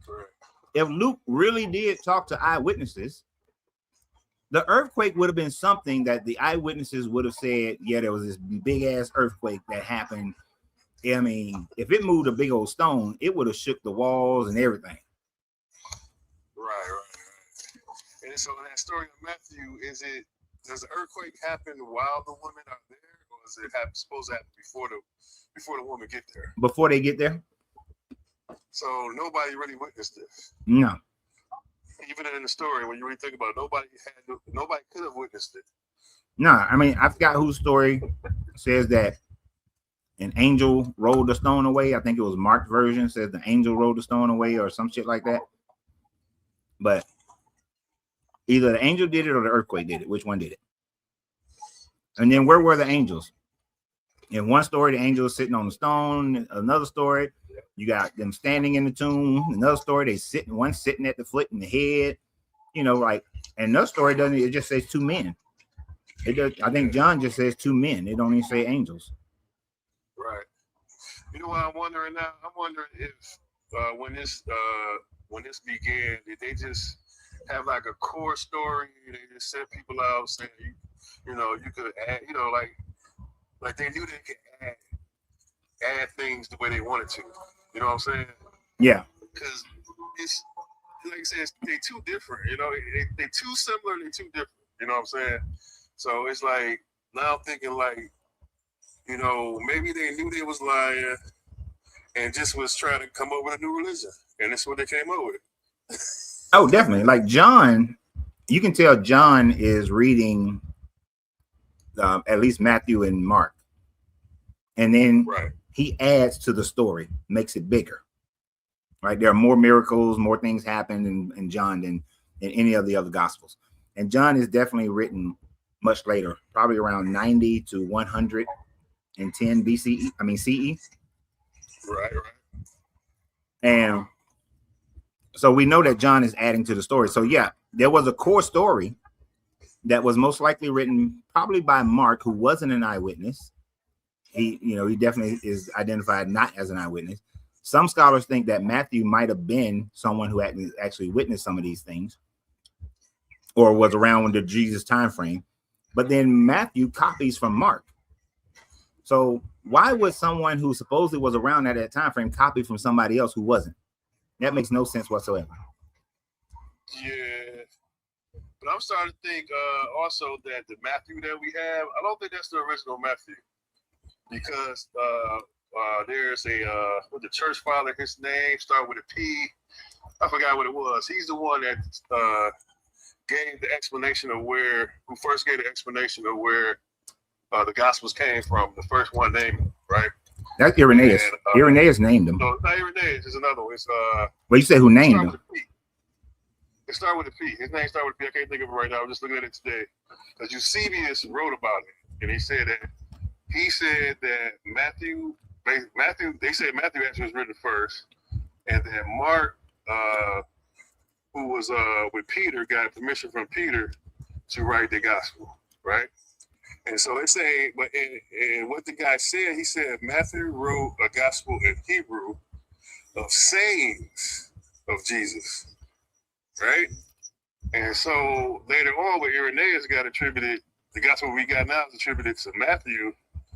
But I'm starting to think that they had the sayings gospel first, that was in Hebrew, and that this gospel that we got in Matthew was just an anonymous gospel. It had nothing to do with, you know what I'm saying? Kind of like I said, it copied Mark. I think it was a core gospel they always copied. Right. I don't think Mark actually. I think Mark might have came first in the four, but I think there was a core story already written down somewhere that they all were quoting from. Well, there were some core stories, so I just looked it up real quick, and it says that you're talking about Papias. Yeah, Papias. Yep. Yeah, and later, but then they say Irenaeus provided or at least popularized the traditions attributed to the text of Matthew, Mark, Luke, and John. Now, I don't see. I'm not deep diving into Papias right now, but so Justin Martyr and Papias were around relatively the same time. Justin Martyr called it the gospel of the apostles. I mean, the wisdom of the apostles. So him and Papias may have been saying the same thing, but then Irenaeus is the one who's credited with giving them their names. And you have Clement. If you check out Clement one day, look up Clement of Rome, the first one. He actually quotes a story from Matthew, but he calls it the Gospel of Jesus. But the story he quotes has several extra lines to it that's not in the Gospel. And it is I forgot, it's talking about the forgiving somebody 7 times 70, or your brother, whatever it is. It's a whole big story that is a big part missing, but Clement is quoting from it as if that's the gospel of Jesus Christ. You know, like it's a right. I think it was a big gospel that they all borrowed from it and spread around. You know. Oh, I don't doubt that. He didn't quote say, "Oh, Luke's gospel." He's one of the earliest writers. Mm-hmm. He didn't say Luke's gospel. He didn't say Matthew's gospel. He didn't say Mark's gospel. He said like the gospel of Jesus Christ, something like that. Okay. Now I do think and you read it, so I'm like, oh, he's quoting Matthew, and I'm like, but this part missing in Matthew. That don't make sense. So there was some. I agree that there was some early oral stories that was going around. And Papias, he wrote the exposition of the sayings of the Lord. So he never named them. He didn't name them. So Irenaeus named them later. But yeah, I do think that the earliest writings come from Paul, whoever this Paul person was. And those stories, I think Paul was using oral traditions about a Messiah type that was created in storyline, which I honestly think they got it from Vespasian, where Vespasian had Josephus and Philo of Alexander probably put it together. This oral tradition. Josephus, that's in the Antiquities, or that's something else? I don't remember reading that in the Antiquities. No, that's nothing you're gonna read. That's just when you study Vespasian and how he conducts himself, you know, people have patterns. So when Vespasian went and he fought the Druids, he recognized that the way to defeat the Druids was to change their story, get rid of their story and change it. So he got rid of the Druid story and changed it. So then immediately after the Druids, he was called down to go to Jerusalem. Now he's seeing the same thing. The reason why these people are fighting is because of this story that they have. So he gets Josephus as his scribe and the scribe of his son Titus. And since the Jewish revolts were the biggest issue in the Roman Empire at that time frame, it's circumstantial, but it serves the reason that Vespasian would do the exact same thing. Take somebody, Josephus and Philo, who knows the Jewish literature, and then rearrange it to make a passive Messiah, hoping that that will satisfy the Jewish people and they will stop fighting against the Roman government. Now, there is nothing that supports that other than their behavior, than his past history of how he conducted himself. So you're not going to find a writing of that. So I think now, and Josephus and Philo, they were early first century. And then in and around the 50s and 60s, some letters of Paul come out talking about Christians and all this kind of stuff. And there are some thoughts that there was a previous person named Crestius in the 1st century BCE who was trying to be a Jewish Messiah, and that his storyline was being used also with storylines from other Hellenized, Greek mythologies. And if they create this story about Jesus dying for the sins of the world, then you don't need the temple no more. Right. You don't need your temple. You don't need the Jewish leadership. They tell you that you need to follow the rules of the government that you were born under. So it creates a suitable sheep people in the government that you don't have to fight against. That might be true, man. Like I said, I've been reading lately, looking at just trying to connect the dots, and it's like, the story, for it to be so much like it be so different, it's got to be a reason for that. They can't be all just copying the same thing. You know what I'm saying? It's like, I don't know. I'm thinking, it's just something to think about. Yeah. It might, like I said, it might just be totally fabricated. I think it is totally fabricated based on previous information, and then you just make a new version of it. Right. You make this peace-loving version of it, of loving your enemies and paying your taxes. That way, the government stays in control. Let somebody smack you and take it. God gonna get them. You don't have to. Yeah. That would take care of revolting and stuff. You give it all to God to do, and they could push over the populace. Yeah, that makes sense. Yeah. Because the Messiah was supposed to free the people, literally, and sit on the throne of David and reinstate the Levitical priest, so that the priests will always have sacrifice. When you read the Old Testament Messiah prophecies, and Jesus didn't do any of that. Yeah. How you deal with? I guess the only thing that I'm still having trouble with is I won't say supernatural, but the spiritual stuff that people actually experience in the movement itself. You know what I'm saying? Like the tongue speaking, all that stuff. Paul talks about it. The miracles, the miracles, the visions.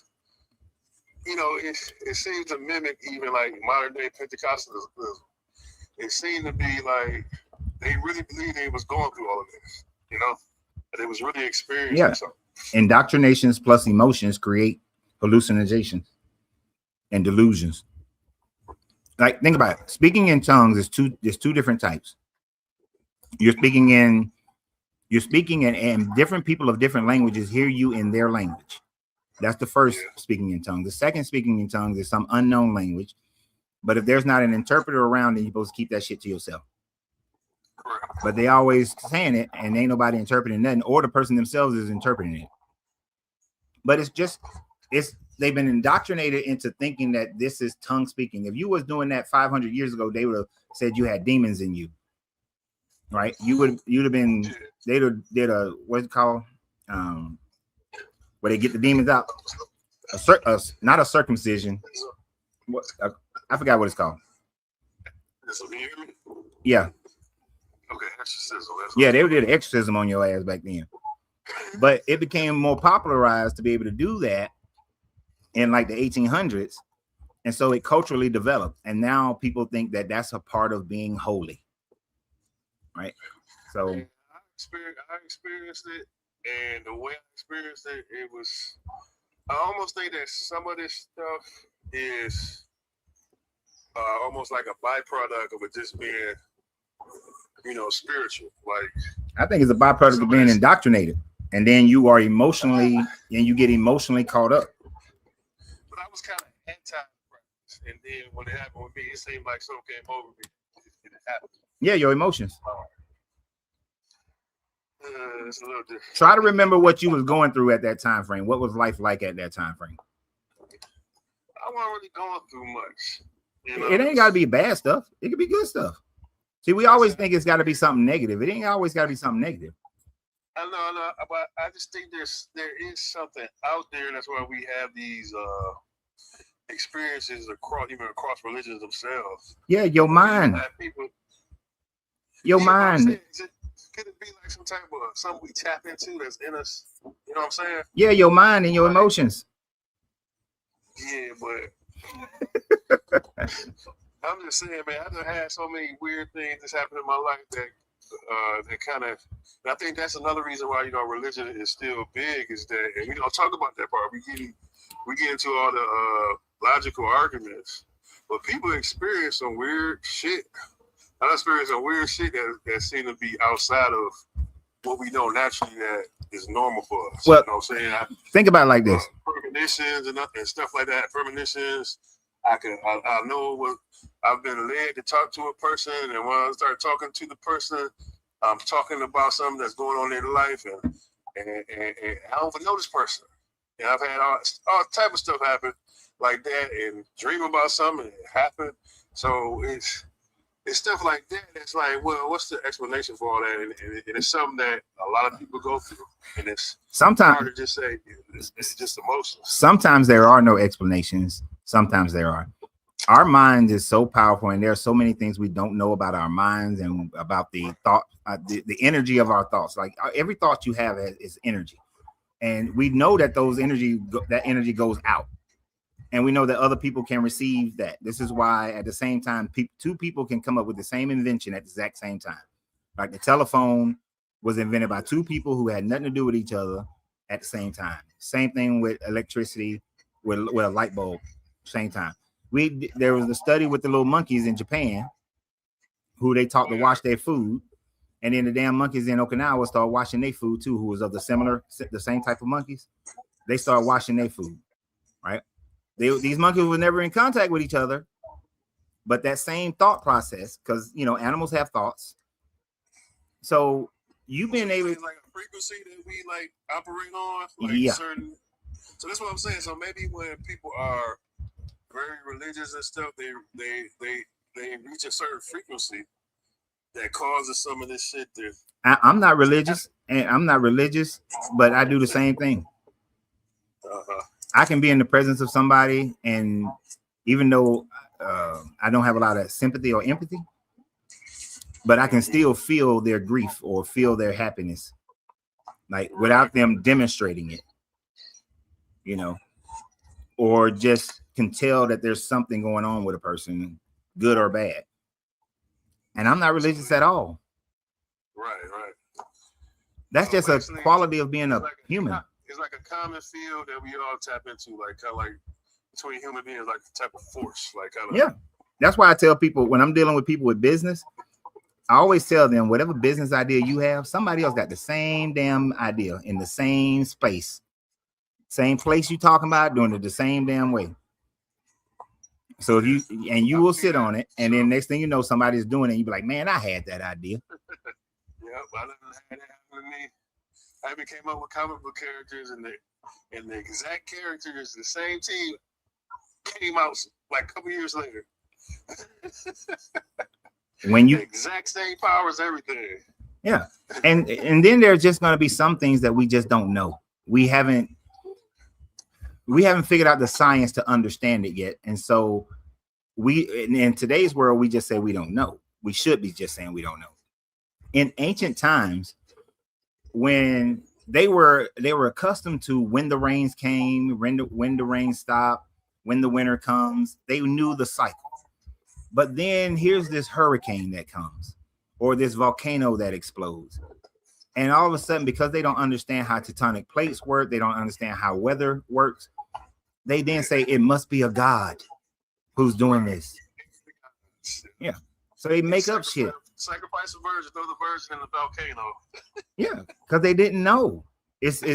But then once they find out, once we started understanding those things, ain't nobody talking about, oh, God caused Katrina to happen, except for the delusional people. Yeah, man. How you gonna say that God caused a hurricane to happen when hurricanes come off the African coast into the Caribbean every goddamn year? Yeah, because it's people still holding on to that, religious stuff, Yeah.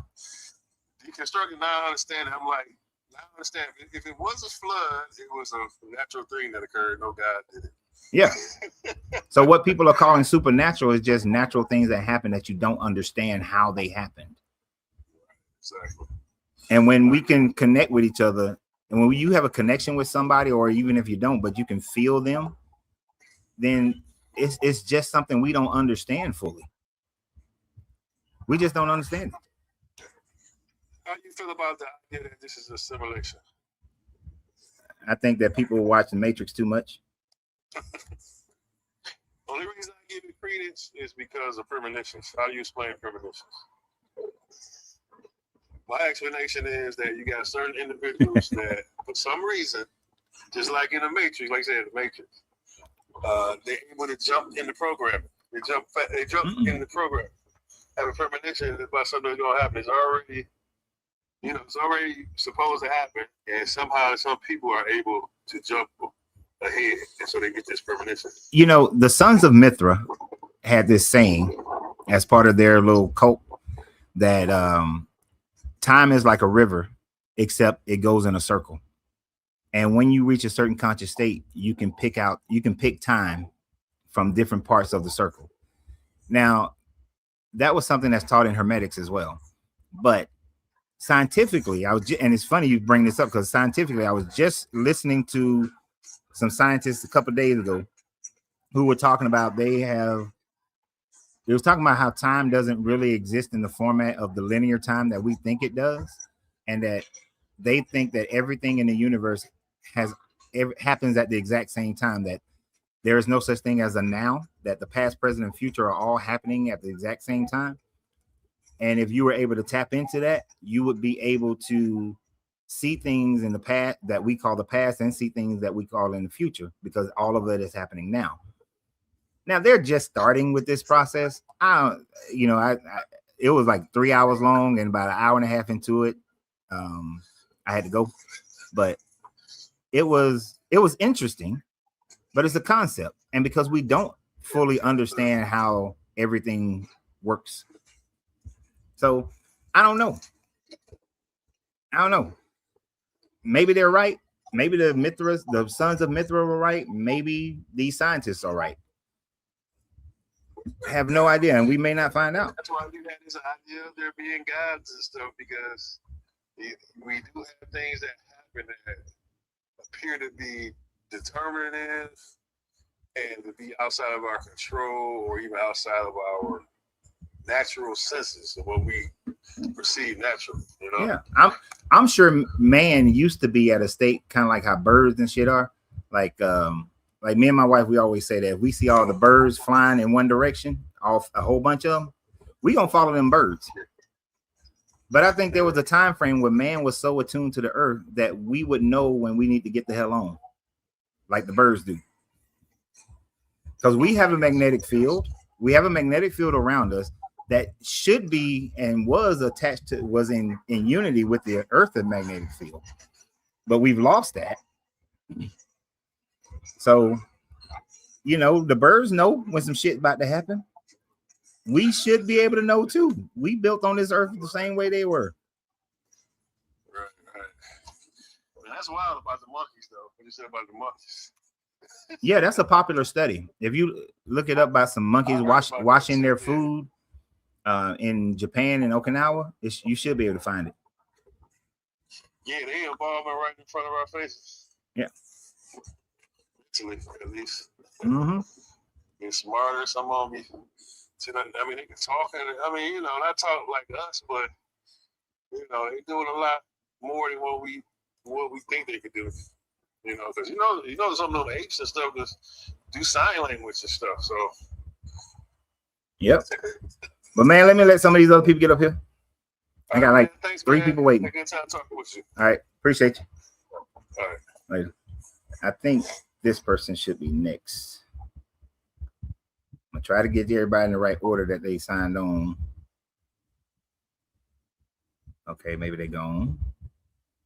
That person must be gone. And then this person, I think, was after them. Jarrell. Jarrell. Are you Superman's father? Jarrell.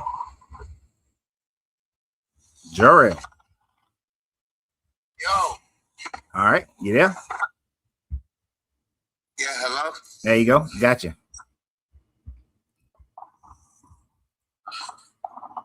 Can you hear me? Yeah, I can hear you. What's up? How you doing? I'm great. How you doing? Pretty good. Just out here doing some yard work, you know. I was just listening to some lives, you know. Oh, okay. Did you mean to click on the request? My phone's been sitting on the table. That's what I'm saying. Like, oh, okay. I'm outside doing yard work. Like, you know, I got a garden and stuff, and I got a little gazebo I keep up. So I just came out here and we had a little party, and I'm just cleaning up the mess. Oh, okay. So you ain't mean to come on. I don't. If I hit it, I didn't mean to. I apologize. No, you good. I appreciate you. Yeah, I was just listening, man. Okay. You know? All right. Well, I'll drop you down there and keep listening. Yes, sir. I apologize. No problem. Keep the good work up, though, man. Appreciate it. I will. Yes, sir. Keep it up. All right. Somebody said Satan pressed the request button for him. Y'all funny. Y'all killing me. Lynn Lynch. Lynn. Hey, sir. How are you? Pretty good. How you doing, Lynn? I'm doing all right. I really love this conversation we got going on here. Thank you. What do you think about it? Well, I have experience with it. It's I'm not religious, but I was raised that way. Mm-hmm. And when I was 9 years ago, when I was 46 years old, I had a spontaneous spiritual awakening.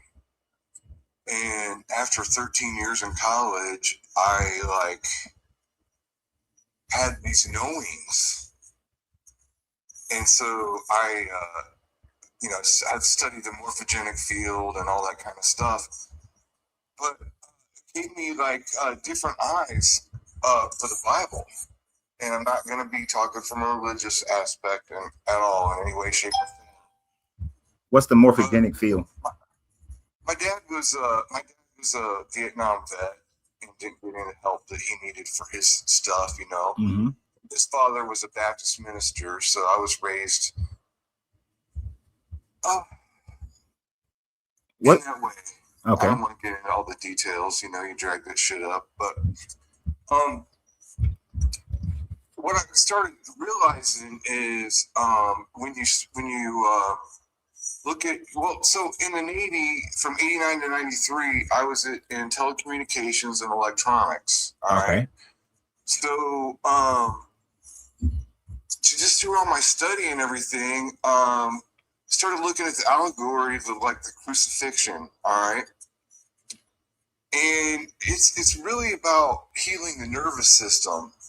And this whole, all this exoteric religious stuff that we've been brought up with is kind of inverted.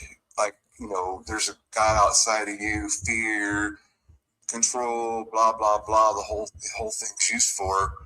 And so like the 12 disciples are the 12 pairs of cranial nerves. And it's when you, and it's about bringing the mind to a state of coherency. And just like with, you know, the story of Moses and all that, it's all like stories about bringing that, you know, getting that nervous system calm through meditation and knowing, it's like be still and know you are God. Like, and so I got its title, and basically means, you know, to be able to hold the divine within, and the word divine is masculine and feminine, and it has nothing to do with gender.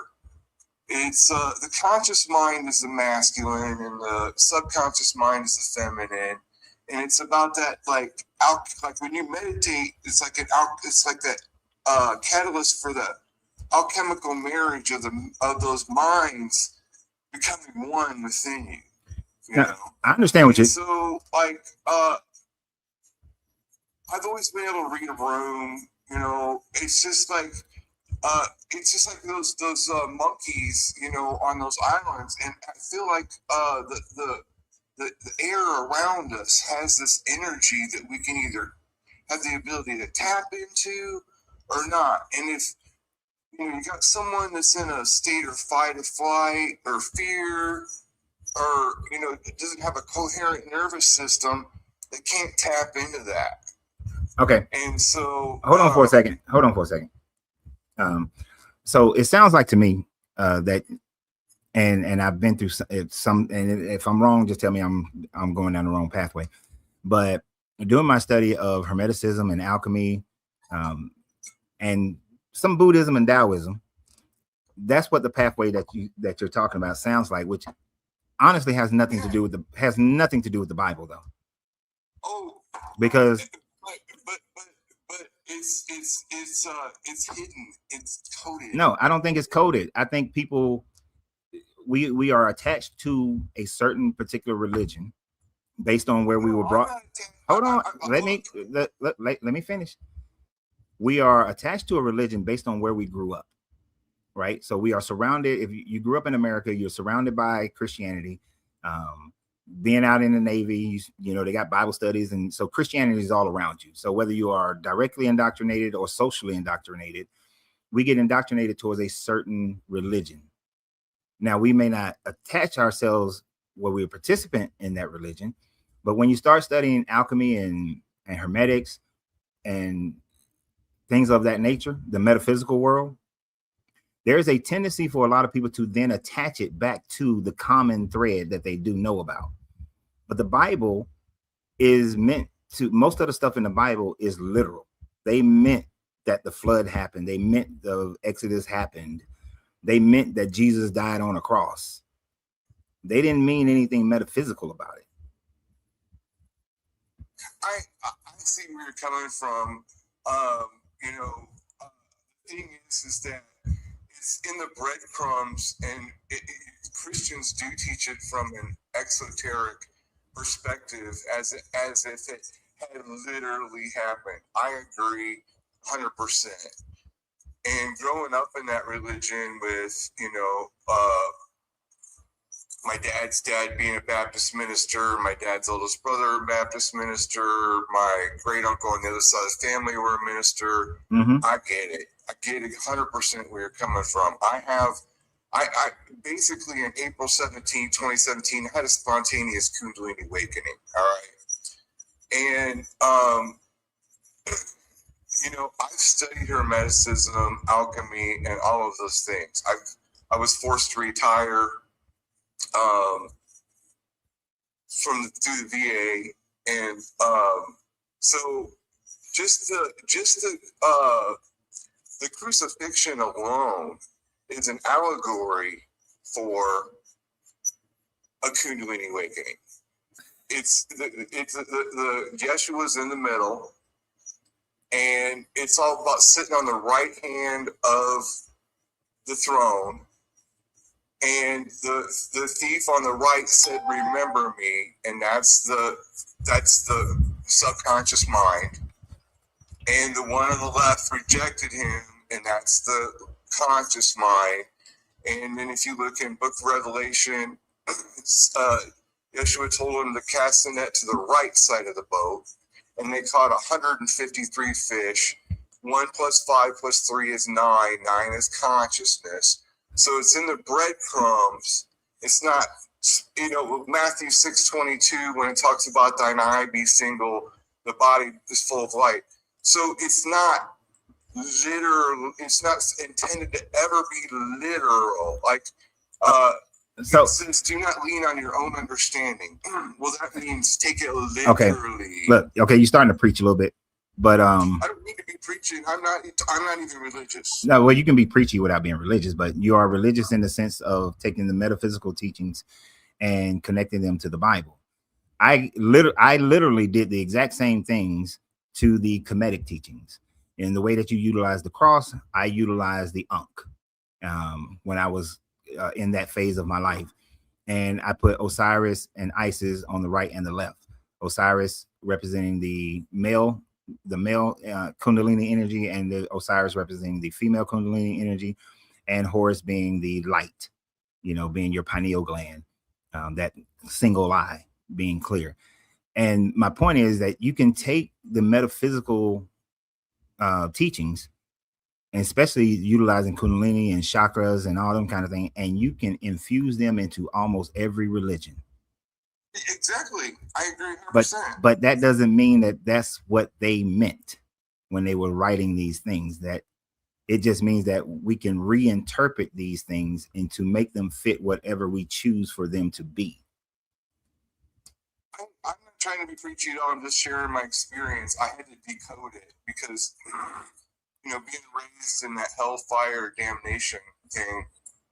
But, like I said, I had a spontaneous Kundalini awakening, and when I started looking at the Bible and all the other religions, I've been retired for 10 years. I studied like all the religions, Kemetic science and spirituality, Hinduism.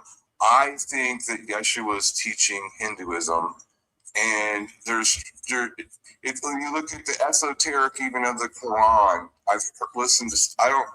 I'm not going to say that I've studied the Quran, but like even Muhammad going into a cave for 3 days is pointing towards meditation. And that's as far as I can go because that's all I remember from the conversation.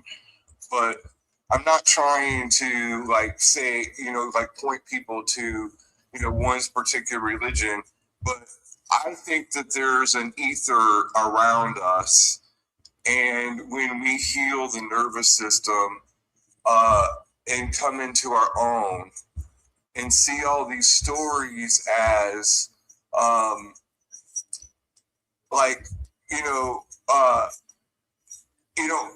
anytime I'm like thinking about something or some kind of doubt comes up, that's a nature that we have to cut off. It's like you have a garden, and it's like I got to pull the weeds. So something comes up from my subconscious mind, or if I notice something consciously, I could react to that trigger, be triggered and allow that to, sit in me. And then I planted that in my garden. So then that's the fruit that I get from it.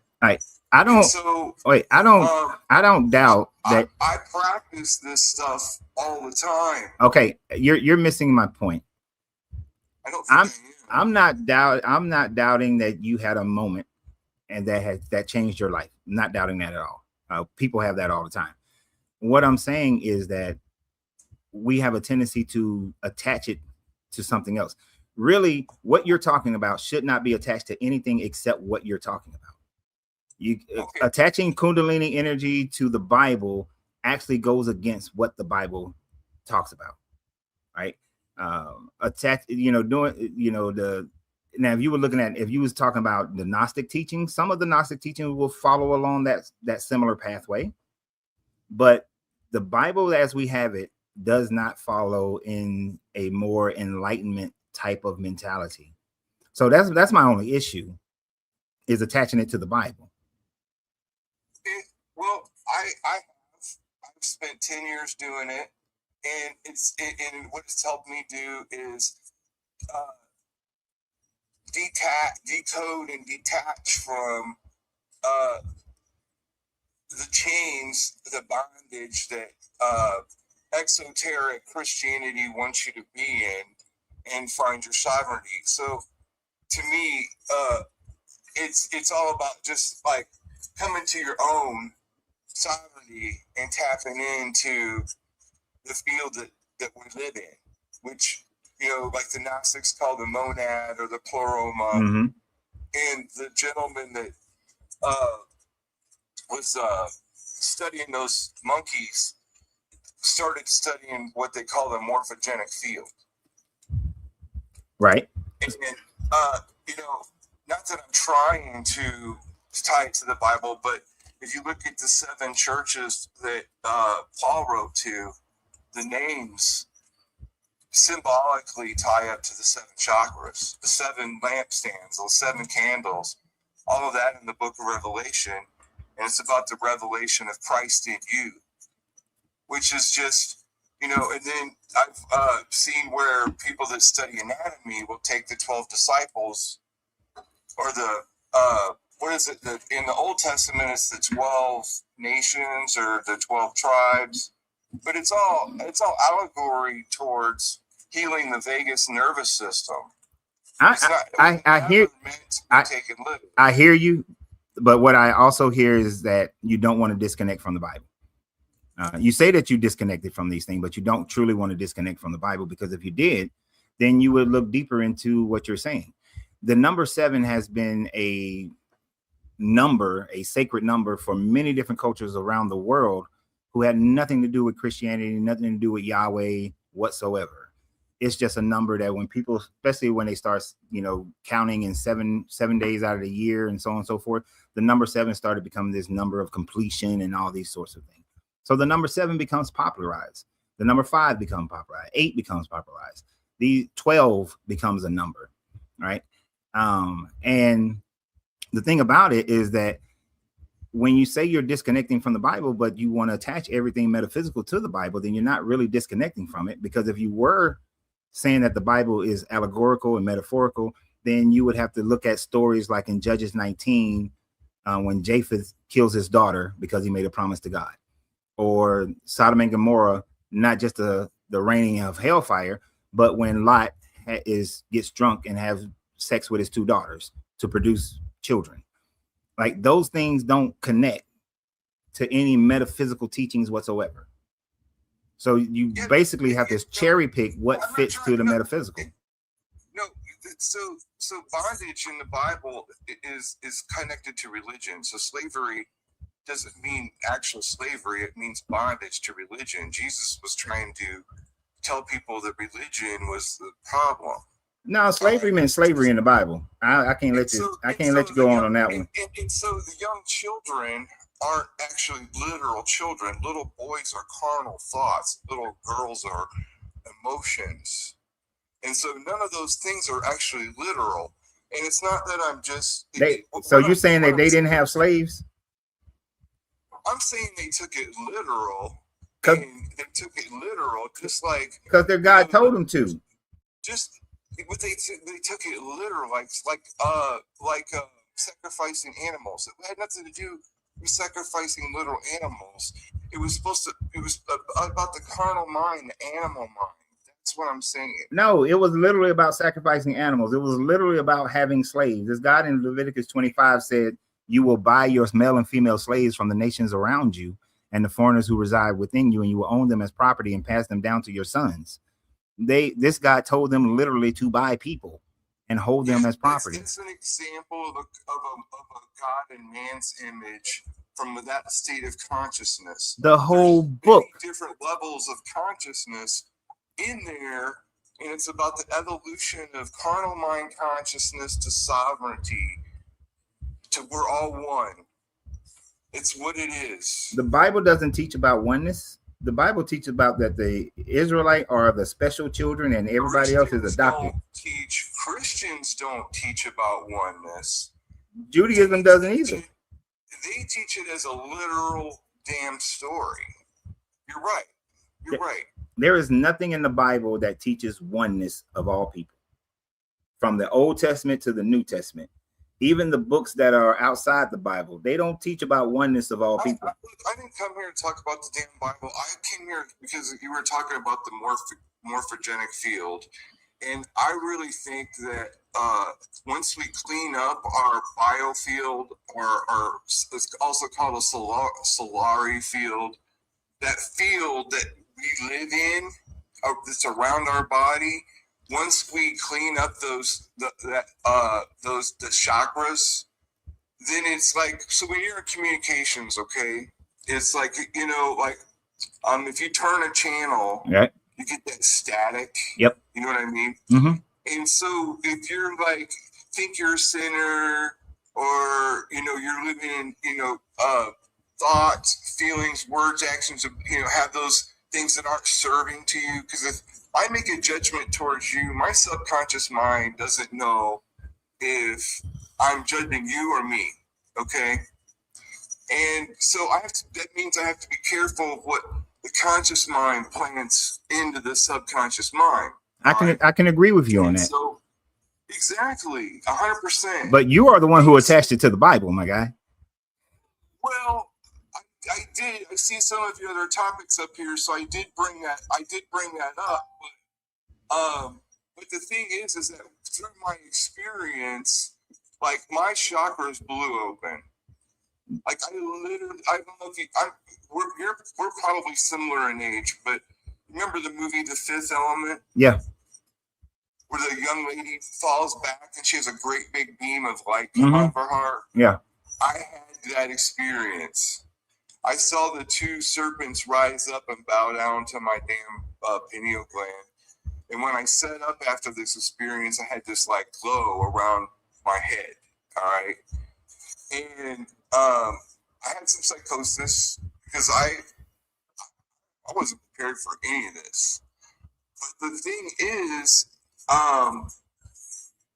you know, even after going to college for 13 damn years, I had access to knowledge. Like, I was like, where in the hell did this knowledge come from?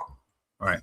Okay. So we reached our time limit because I try to keep everybody on a certain time limit because I got other people waiting. But before you go, I need to ask you one more question.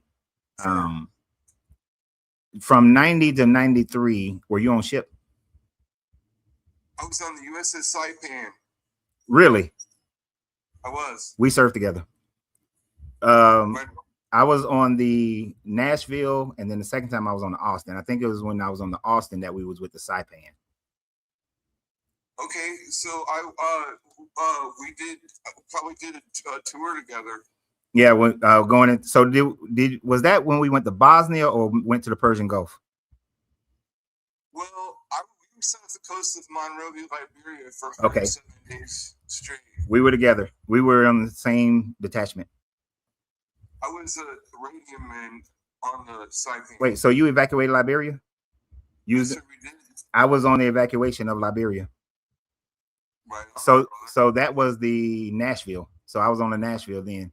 And then, yes, and then the next year we went out in Austin. Oh, no. Yeah, and then we went and we set off. Yeah, the whole Bosnia thing started up. We had it was supposed to be a great cruise, but then the Bosnia thing started up and messed up the whole damn thing. Yep, I was there. And then we went to, it wasn't even, maybe not even a year later, we went to Desert Storm, Desert Shield. Yep. Yeah. Yep. We served together. Small world. Right on. Were you a Marine or a Navy? Marine. Right on, my brother. Right on. Well, it's you know, the only other person I've met, like maybe a couple other people when I was in grad school in Carbondale, Illinois. One of my professors was in Liberia, and we evacuated him. So I was sitting there in class talking about, my experience in the Navy. And he was like, hang on a second. He was like, were you guys in Monrovia, Liberia? And I was like, yeah. He's like, well, I was there. You guys evacuated me.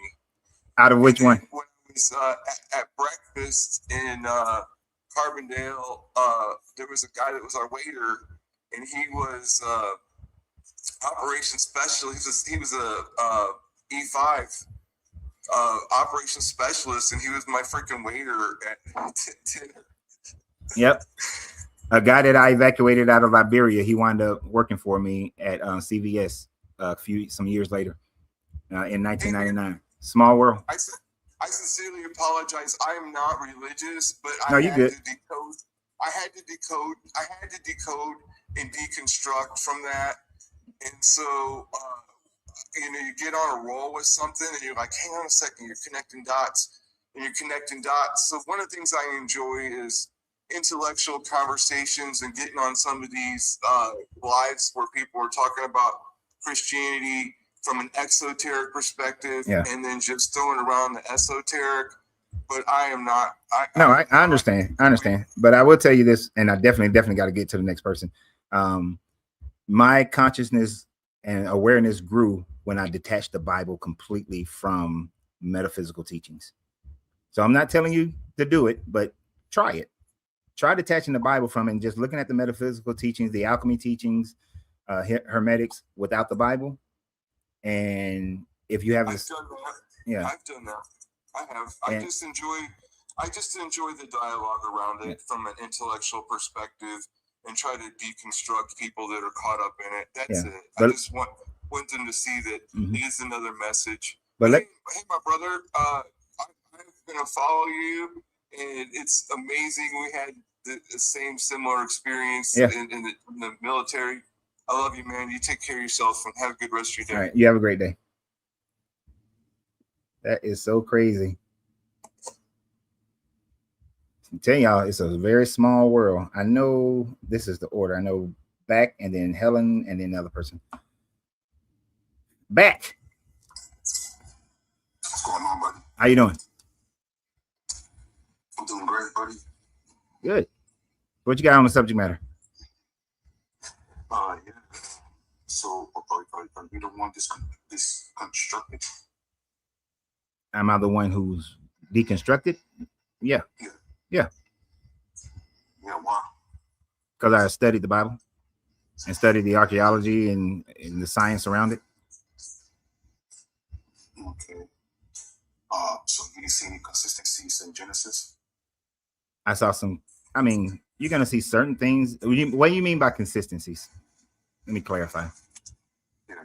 When it says that all things will reproduce after their kind. Well, I mean, that's natural biology. Yeah. I wouldn't. The other explanation is that everything came from one single point. Yeah, no. Everything didn't come from one single point. No, it's not. So your worldview is not consistent. So no. Hold on. So, as an example of everything not coming from one point, we know that Neanderthal, the Sovian, and Homo sapiens weren't they were different branches. Now there may have been a common hominid, but they have spurned off into different branches to become their own individual type of hominid. And it wasn't until migration patterns that they then bred out the Sovian and the Neanderthal. Would you say that there's a possibility that every creature that's on this planet have their own branch coming from two original copies? Two original. What do you? Okay. Meaning like for example, two cats, a male cat, a female cat. That one has their own branches. That's why you see variety within the same kind. I would say that that there was a common ancestors, and then they branched off from the common ancestor. I'm not talking about branching off. I'm talking about their own branches. Their own branches, one branch. What, that just came out of nothing? No, meaning that. What do you think? No, I don't. There's no such thing as nothingness. So it is the Christian belief that things came out of nothingness. Okay, that's crazy because if that's the case, then what would the Bible say that God created the heavens and earth? Yeah, out of nothingness. What did he create it out of? Well, there's a source that's claiming to do this. There's a living source, but your book doesn't have a source. What does he? Yes, it does. My worldview has a source of energy. Everything comes from energy. So where does your God create from? Himself? So that's the thing. So where does your God create from? Hold on, my friend. Well, I mean, you asked me a question, I give you an answer. I asked you a question, I expect to get an answer. Exactly. So okay, what was your question? What does your God create from? Right. He speaks it. He said, "Let there be light." So out of nothingness. So right, it's coming from. So okay, I put it this way: if he doesn't say anything, nothing comes. You can't prove that. You can't demonstrate that. But there is no such thing as nothingness. Where does your? But you're claiming your God just spoke and existence happened, right? Matter happened. You see, I can't prove that, but I say that God said that there be light, and it was. Yeah, and the singularity exploded, and there was light for this known universe. What's the difference? The difference is that there's a source, the life source giver. You don't have a life source giver. You have to. No, we do. There is. No. See, no, I'm not going to hold on when you try to tell me I don't have something when I just expressed that when you look at the singularity was already mass and energy and frequency. It exploded, and then our known universe began to evolve into its current until we get to where we are now. So there was something that is more than likely cyclic. What you're saying is that there was nothing, and your God just spoke, and out of nothingness he created. So don't say that.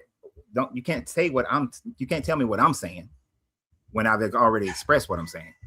Well, okay, so basically you're coming from action instead of the action giver. You're pretty much starting from action.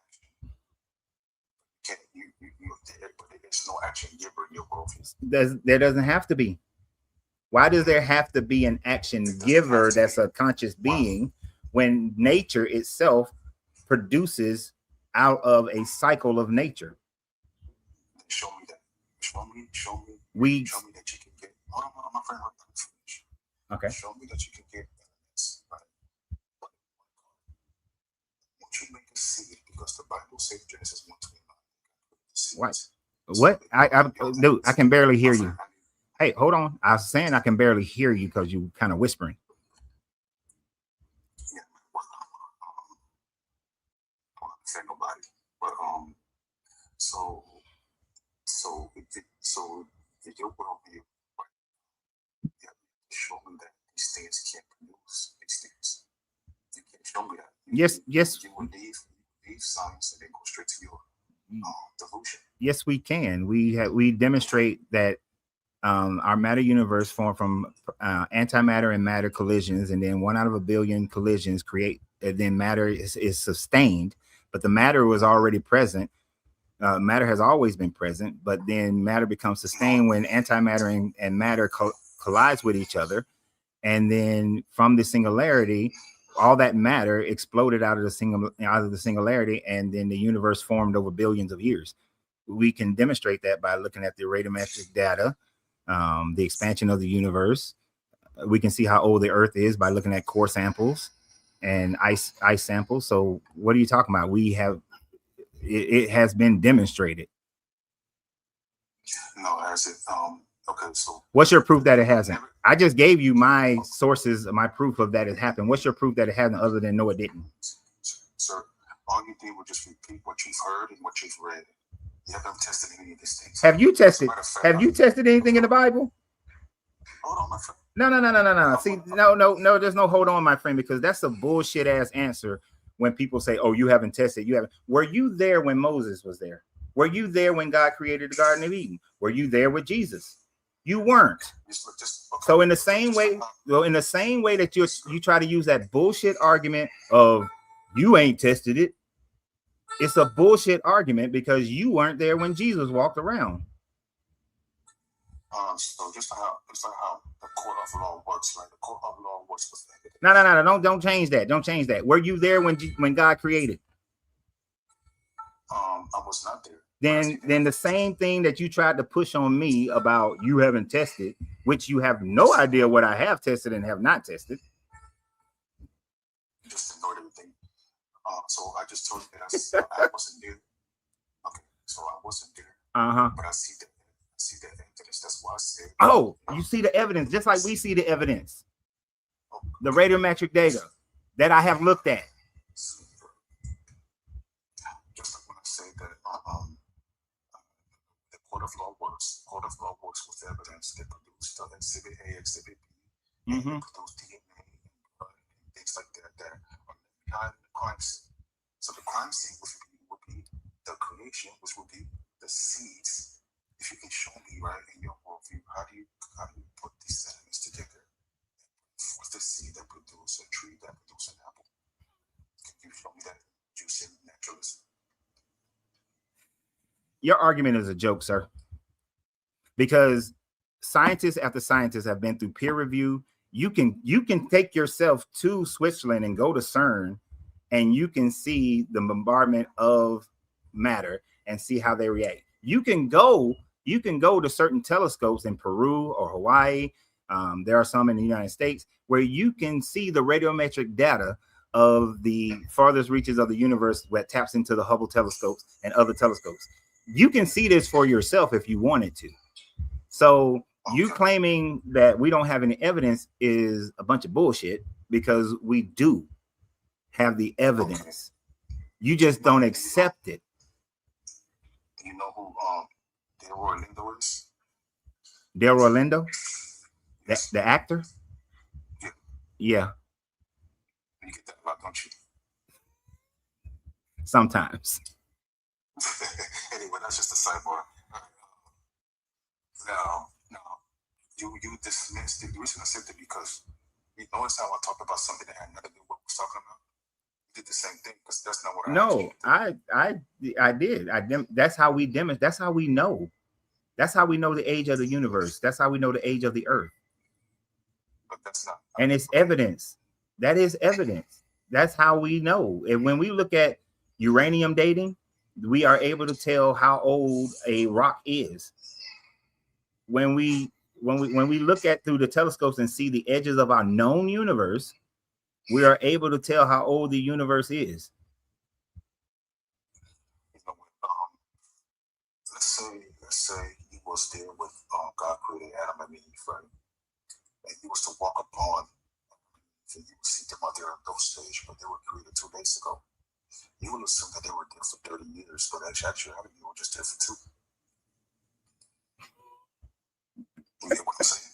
So the universe will appear to be old, but it's not. That whole aged Earth example is just something that answers from Genesis came up with. Well, they didn't come up with it, but they spout out over and over again to try to get over the fact that the Earth is supposed to be 6,004 years old. Well, the Earth was created in 4004, so 6,000 years old. But God made an aged Earth.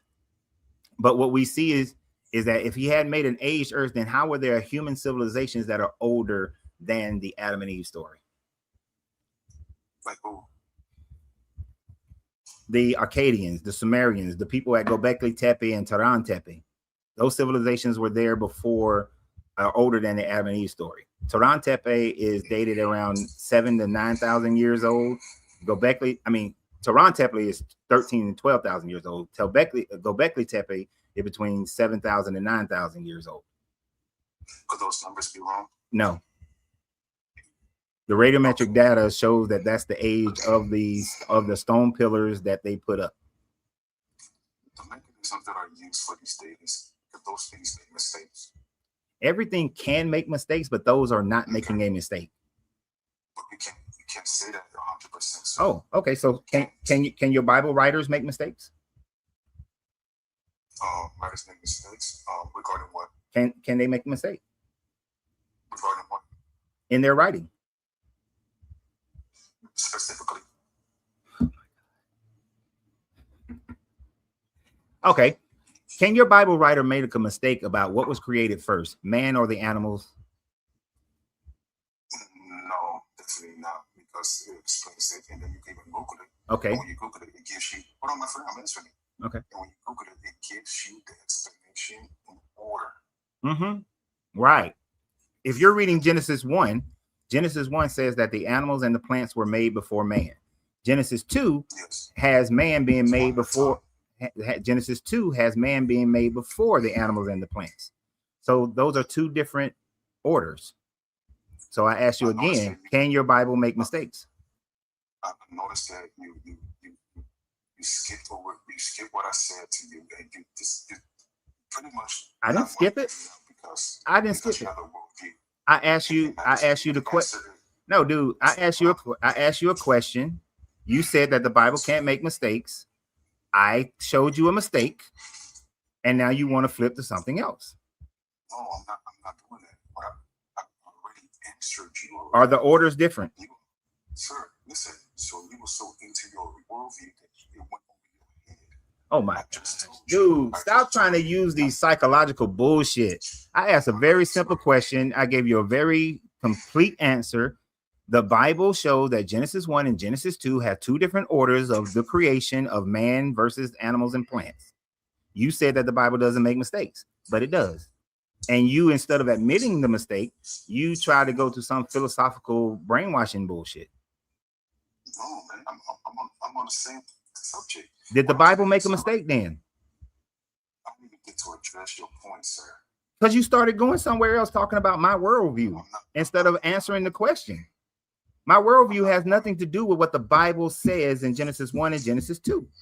Sir, I literally just told you that if you Google it, because why do I need to, bruh, why do I need to Google something when I can read it myself? You can still read it. You can read Genesis 1, you can read Genesis 2, and you can see that those are two different creations, and they got two different orders of creation in it. I don't need to Google that. I can read it. You notice I stay quiet when you monologue and I don't say a word, sir. Actually, you do. I'm trying to explain it to you. But you're not explaining it to me. Because you're not answering the question, bro. You trying to talk about some you can Google it when I'm saying you can just go read it. I'm not going to listen to some you can Google it when I can read it for my damn self. I don't need Google for that. And you still haven't answered the question. I'm convinced that y'all are delusional as hell and don't know and refuse to answer questions. It's not that hard. Sir, if you Google it, oh my God!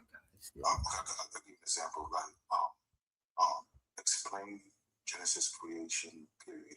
It's going to give you the explanation. It's going to put it in context where it's all in order, and it's going to give you the context. You know, so because one verse explains the beginning, and if you just read that, you understand that it is correct. Sir, context after you see what you just read. Sir, but you don't want to do the work. I have done this work more times than you can imagine. But and matter of fact, I just did this. So you saying that Google is the ultimate authority and not your Bible? I'm not saying that. I'm saying that because it will explain it faster than I would give you the verses and the context on those verses and where step 1, step 2, step 3, and it's going to make sense. Why do I need some Google to give me the context of the verses when I can read it and see that in Genesis chapter 2, it said, because in Genesis chapter 2, it says that the Lord formed God from the ground and breathed into his nostril, and man became a living soul. And God planted a garden in the east of Eden, and he put the man in whom he had formed. And out of the ground, the Lord grew every tree that is pleasant to the sight and good for food, and the tree of life also in the midst of the garden, and the tree of knowledge and of good and evil. So he is creating this garden, and then later on, because man shouldn't be alone, he creates all the animals out of the ground. That's what Genesis 2 says. But when you go and read Genesis 1, no, don't hold on, because that was confused that. I'm trying to show you.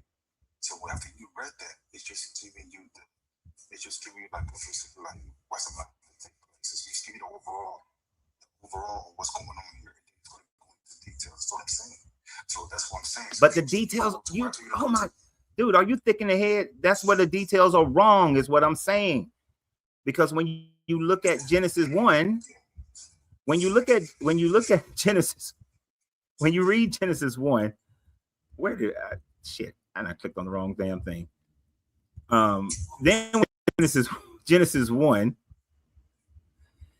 and it says, and God said, and you can start in like verse 20, when he bring forth every swarm of every living creature and let all the birds fly over the earth, the sky, the dome, and all that. So the God created the great seas, the monsters, and every living creature that moves, and every kind in the waters. And then he creates, so that's all about what's in the water. And then he brought forth every living creature that lives on the land, all the cattle and all that kind of stuff. And then in 26, God said, let us make humans. So he makes the seas and the animals in the seas and the insects, and then he makes the cattle, and then he makes man. But in Genesis 2, he made man first, and then out of the ground, he made all the animals, the birds, and the plants, and all that kind of stuff. I don't need Google for that. That's what I'm saying. That's what I'm saying. You don't understand what you're reading, bro. That's why I said okay. You know what? This is cyclic now, because all you're gonna say is you don't understand what you're reading. I have great reading comprehension, sir, and I'm gonna say that have a belief. And you just have a belief that you just want to continue to believe in, and that's perfectly fine. I don't care at this point, because I'm not going in circles. You can't even admit to the fact that your Bible is telling two different stories. It's inconsistent. So no, I ain't got time for that nonsense, and I'm running out of time anyway. This is why I know y'all like this kind of stuff, but I don't. I sometimes I don't. Sometimes I do, but sometimes I don't. And in conversations like that, it's frustrating and irritating when they ask me a question, I give them an answer, a direct answer. I ask them a question, they can't give a direct answer. They got to go 50 damn miles around the corner instead of just answering the question. Now, if you don't have the comprehension enough to be able to look at those two stories that I read and see that the animals were created first in Genesis 1, and then in Genesis 2, the animals were created after humans were created, and then try to spin it. Oh, the one is giving details and the other one's giving this, but even in the details, it's take the ethereal bullshit out the way. It's saying the order that things were created. The orders are different. The orders are wrong. So when you try to say that the radiometric data can sometimes be wrong, but then you say that your Bible cannot, but I show you that your Bible has something wrong. We didn't even go into what me and my guy was talking about earlier about Chronicles of how they say who caused David to give the census. One time is God, and another in Samuel it says that it's Satan. The Bible is incorrect. The Bible makes mistakes, but you can't admit it, so you have to try to justify it. And I'm just not here for your justifications. That's a waste of time, because you're not showing critical thinking. You're just showing your bias towards, I can only think with my predetermined landing point, and that's it. Right? That's it. And then gonna claim that I'm talking over you all the time. You're trying to talk over me too, and you won't answer. And yes, I'm gonna interrupt you when you don't answer the damn question. You're not gonna have me answering your questions, but then you want to jump around and not answer my questions. That shit don't work. So to hell with all that bullshit. And it's 5:38 my time, which means that my wife is probably already in the house, which means that I'm finna go spend time with my wife.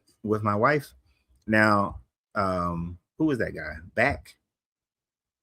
If you want to come on another time that I'm here, I would not ban you from the show, but I'm going to tell you right off the bat, if you cannot answer my questions straightforward, the way that I answer your questions, then there's no reason for us to talk. Because I know a lot of other channels allow people to do all that rigmarole. I don't. I ain't got time for that. That's boring as hell, for one. So I'm not doing that. But you're more than welcome to come back. But when you do come back, understand how I function. You ask questions, I give an answer. I ask questions, I expect an answer, not your apologetic answers, especially when it's something as simple as the order of the shit being created. That doesn't require apologetics. That's how apologetics fail all the time. Right. So, and then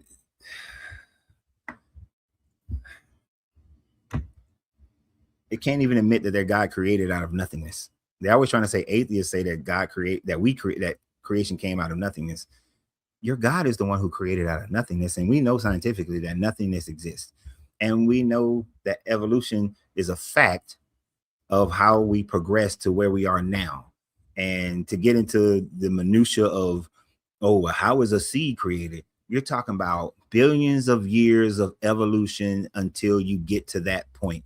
Were there any seeds on the earth when the earth was molten lava and hot as fuck? No.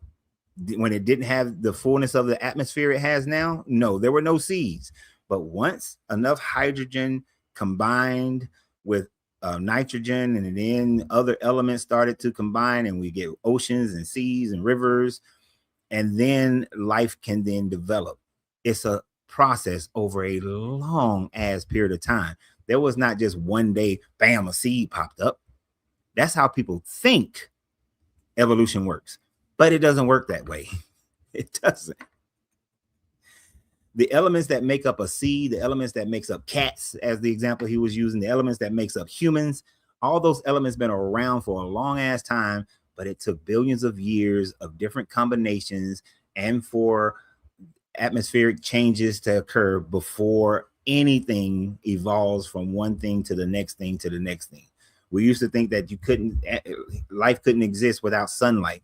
Then we go down to the deep parts of the sea and we see these hot vents that are coming out of the sea, and there's animals and shit all around it who have adapted to that lifestyle. But life was created in that space without light. Why? Because the right elements and nutrients were around. These hot vents provided warm enough water for these, and it's weird, there's some weird looking creatures, but for these tube worms and these shrimp-like creatures to evolve over millions and millions of years. So,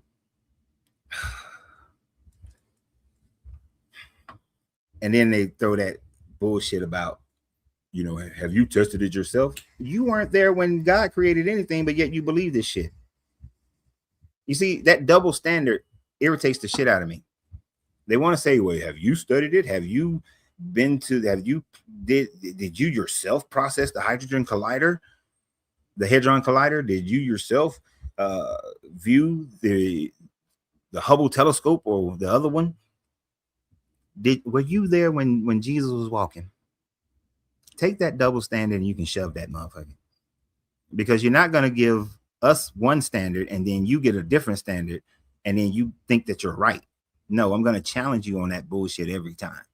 Right? So, anyway. All right. Anyway, look, I appreciate y'all. Y'all be wanting me to do these lives, but I be getting fired up sometimes. So I'm getting ready to get off of here. I appreciate y'all. Thank you for being here. Everybody who supports the channel, thank you for supporting the channel. Everybody who's against the channel, I actually appreciate you guys for being here as well. Thank you for being here. Just know that if we're going to have a conversation, as the host, I'm going to cut you off if you just going 50 miles away from the subject matter or not answering questions. That's just how this shit going to work, My wife over here acting crazy. But anyway, so what's tomorrow? Friday? Yeah, I'll probably be on again tomorrow. It'll be a shorter show for sure. I'll be done. I can't be on past 3:15 at the latest. tomorrow, but I got a meeting at 12 noon my time. So I don't know if I'm able to get on or how long. I probably won't be on. I just thought about it. I'm not going to be on tomorrow because I got other stuff to do after I finish that meeting. No, I might come on for a minute because I might need to test to see if I can make the platforms all work together. So I might be on for a minute tomorrow. Anyway, thank you everybody for supporting the channel. Appreciate it. Continue to like, share, support the channel. Thank you everybody for their gifts that they give, for their super chats and all those things, the stars. Please continue to share and like and support. And y'all have a great day. And always remember, you got to free yourself to be yourself because your greatness is non-negotiable. Good journey, good vibrations. Hold on. We ain't off yet, woman. Don't start talking.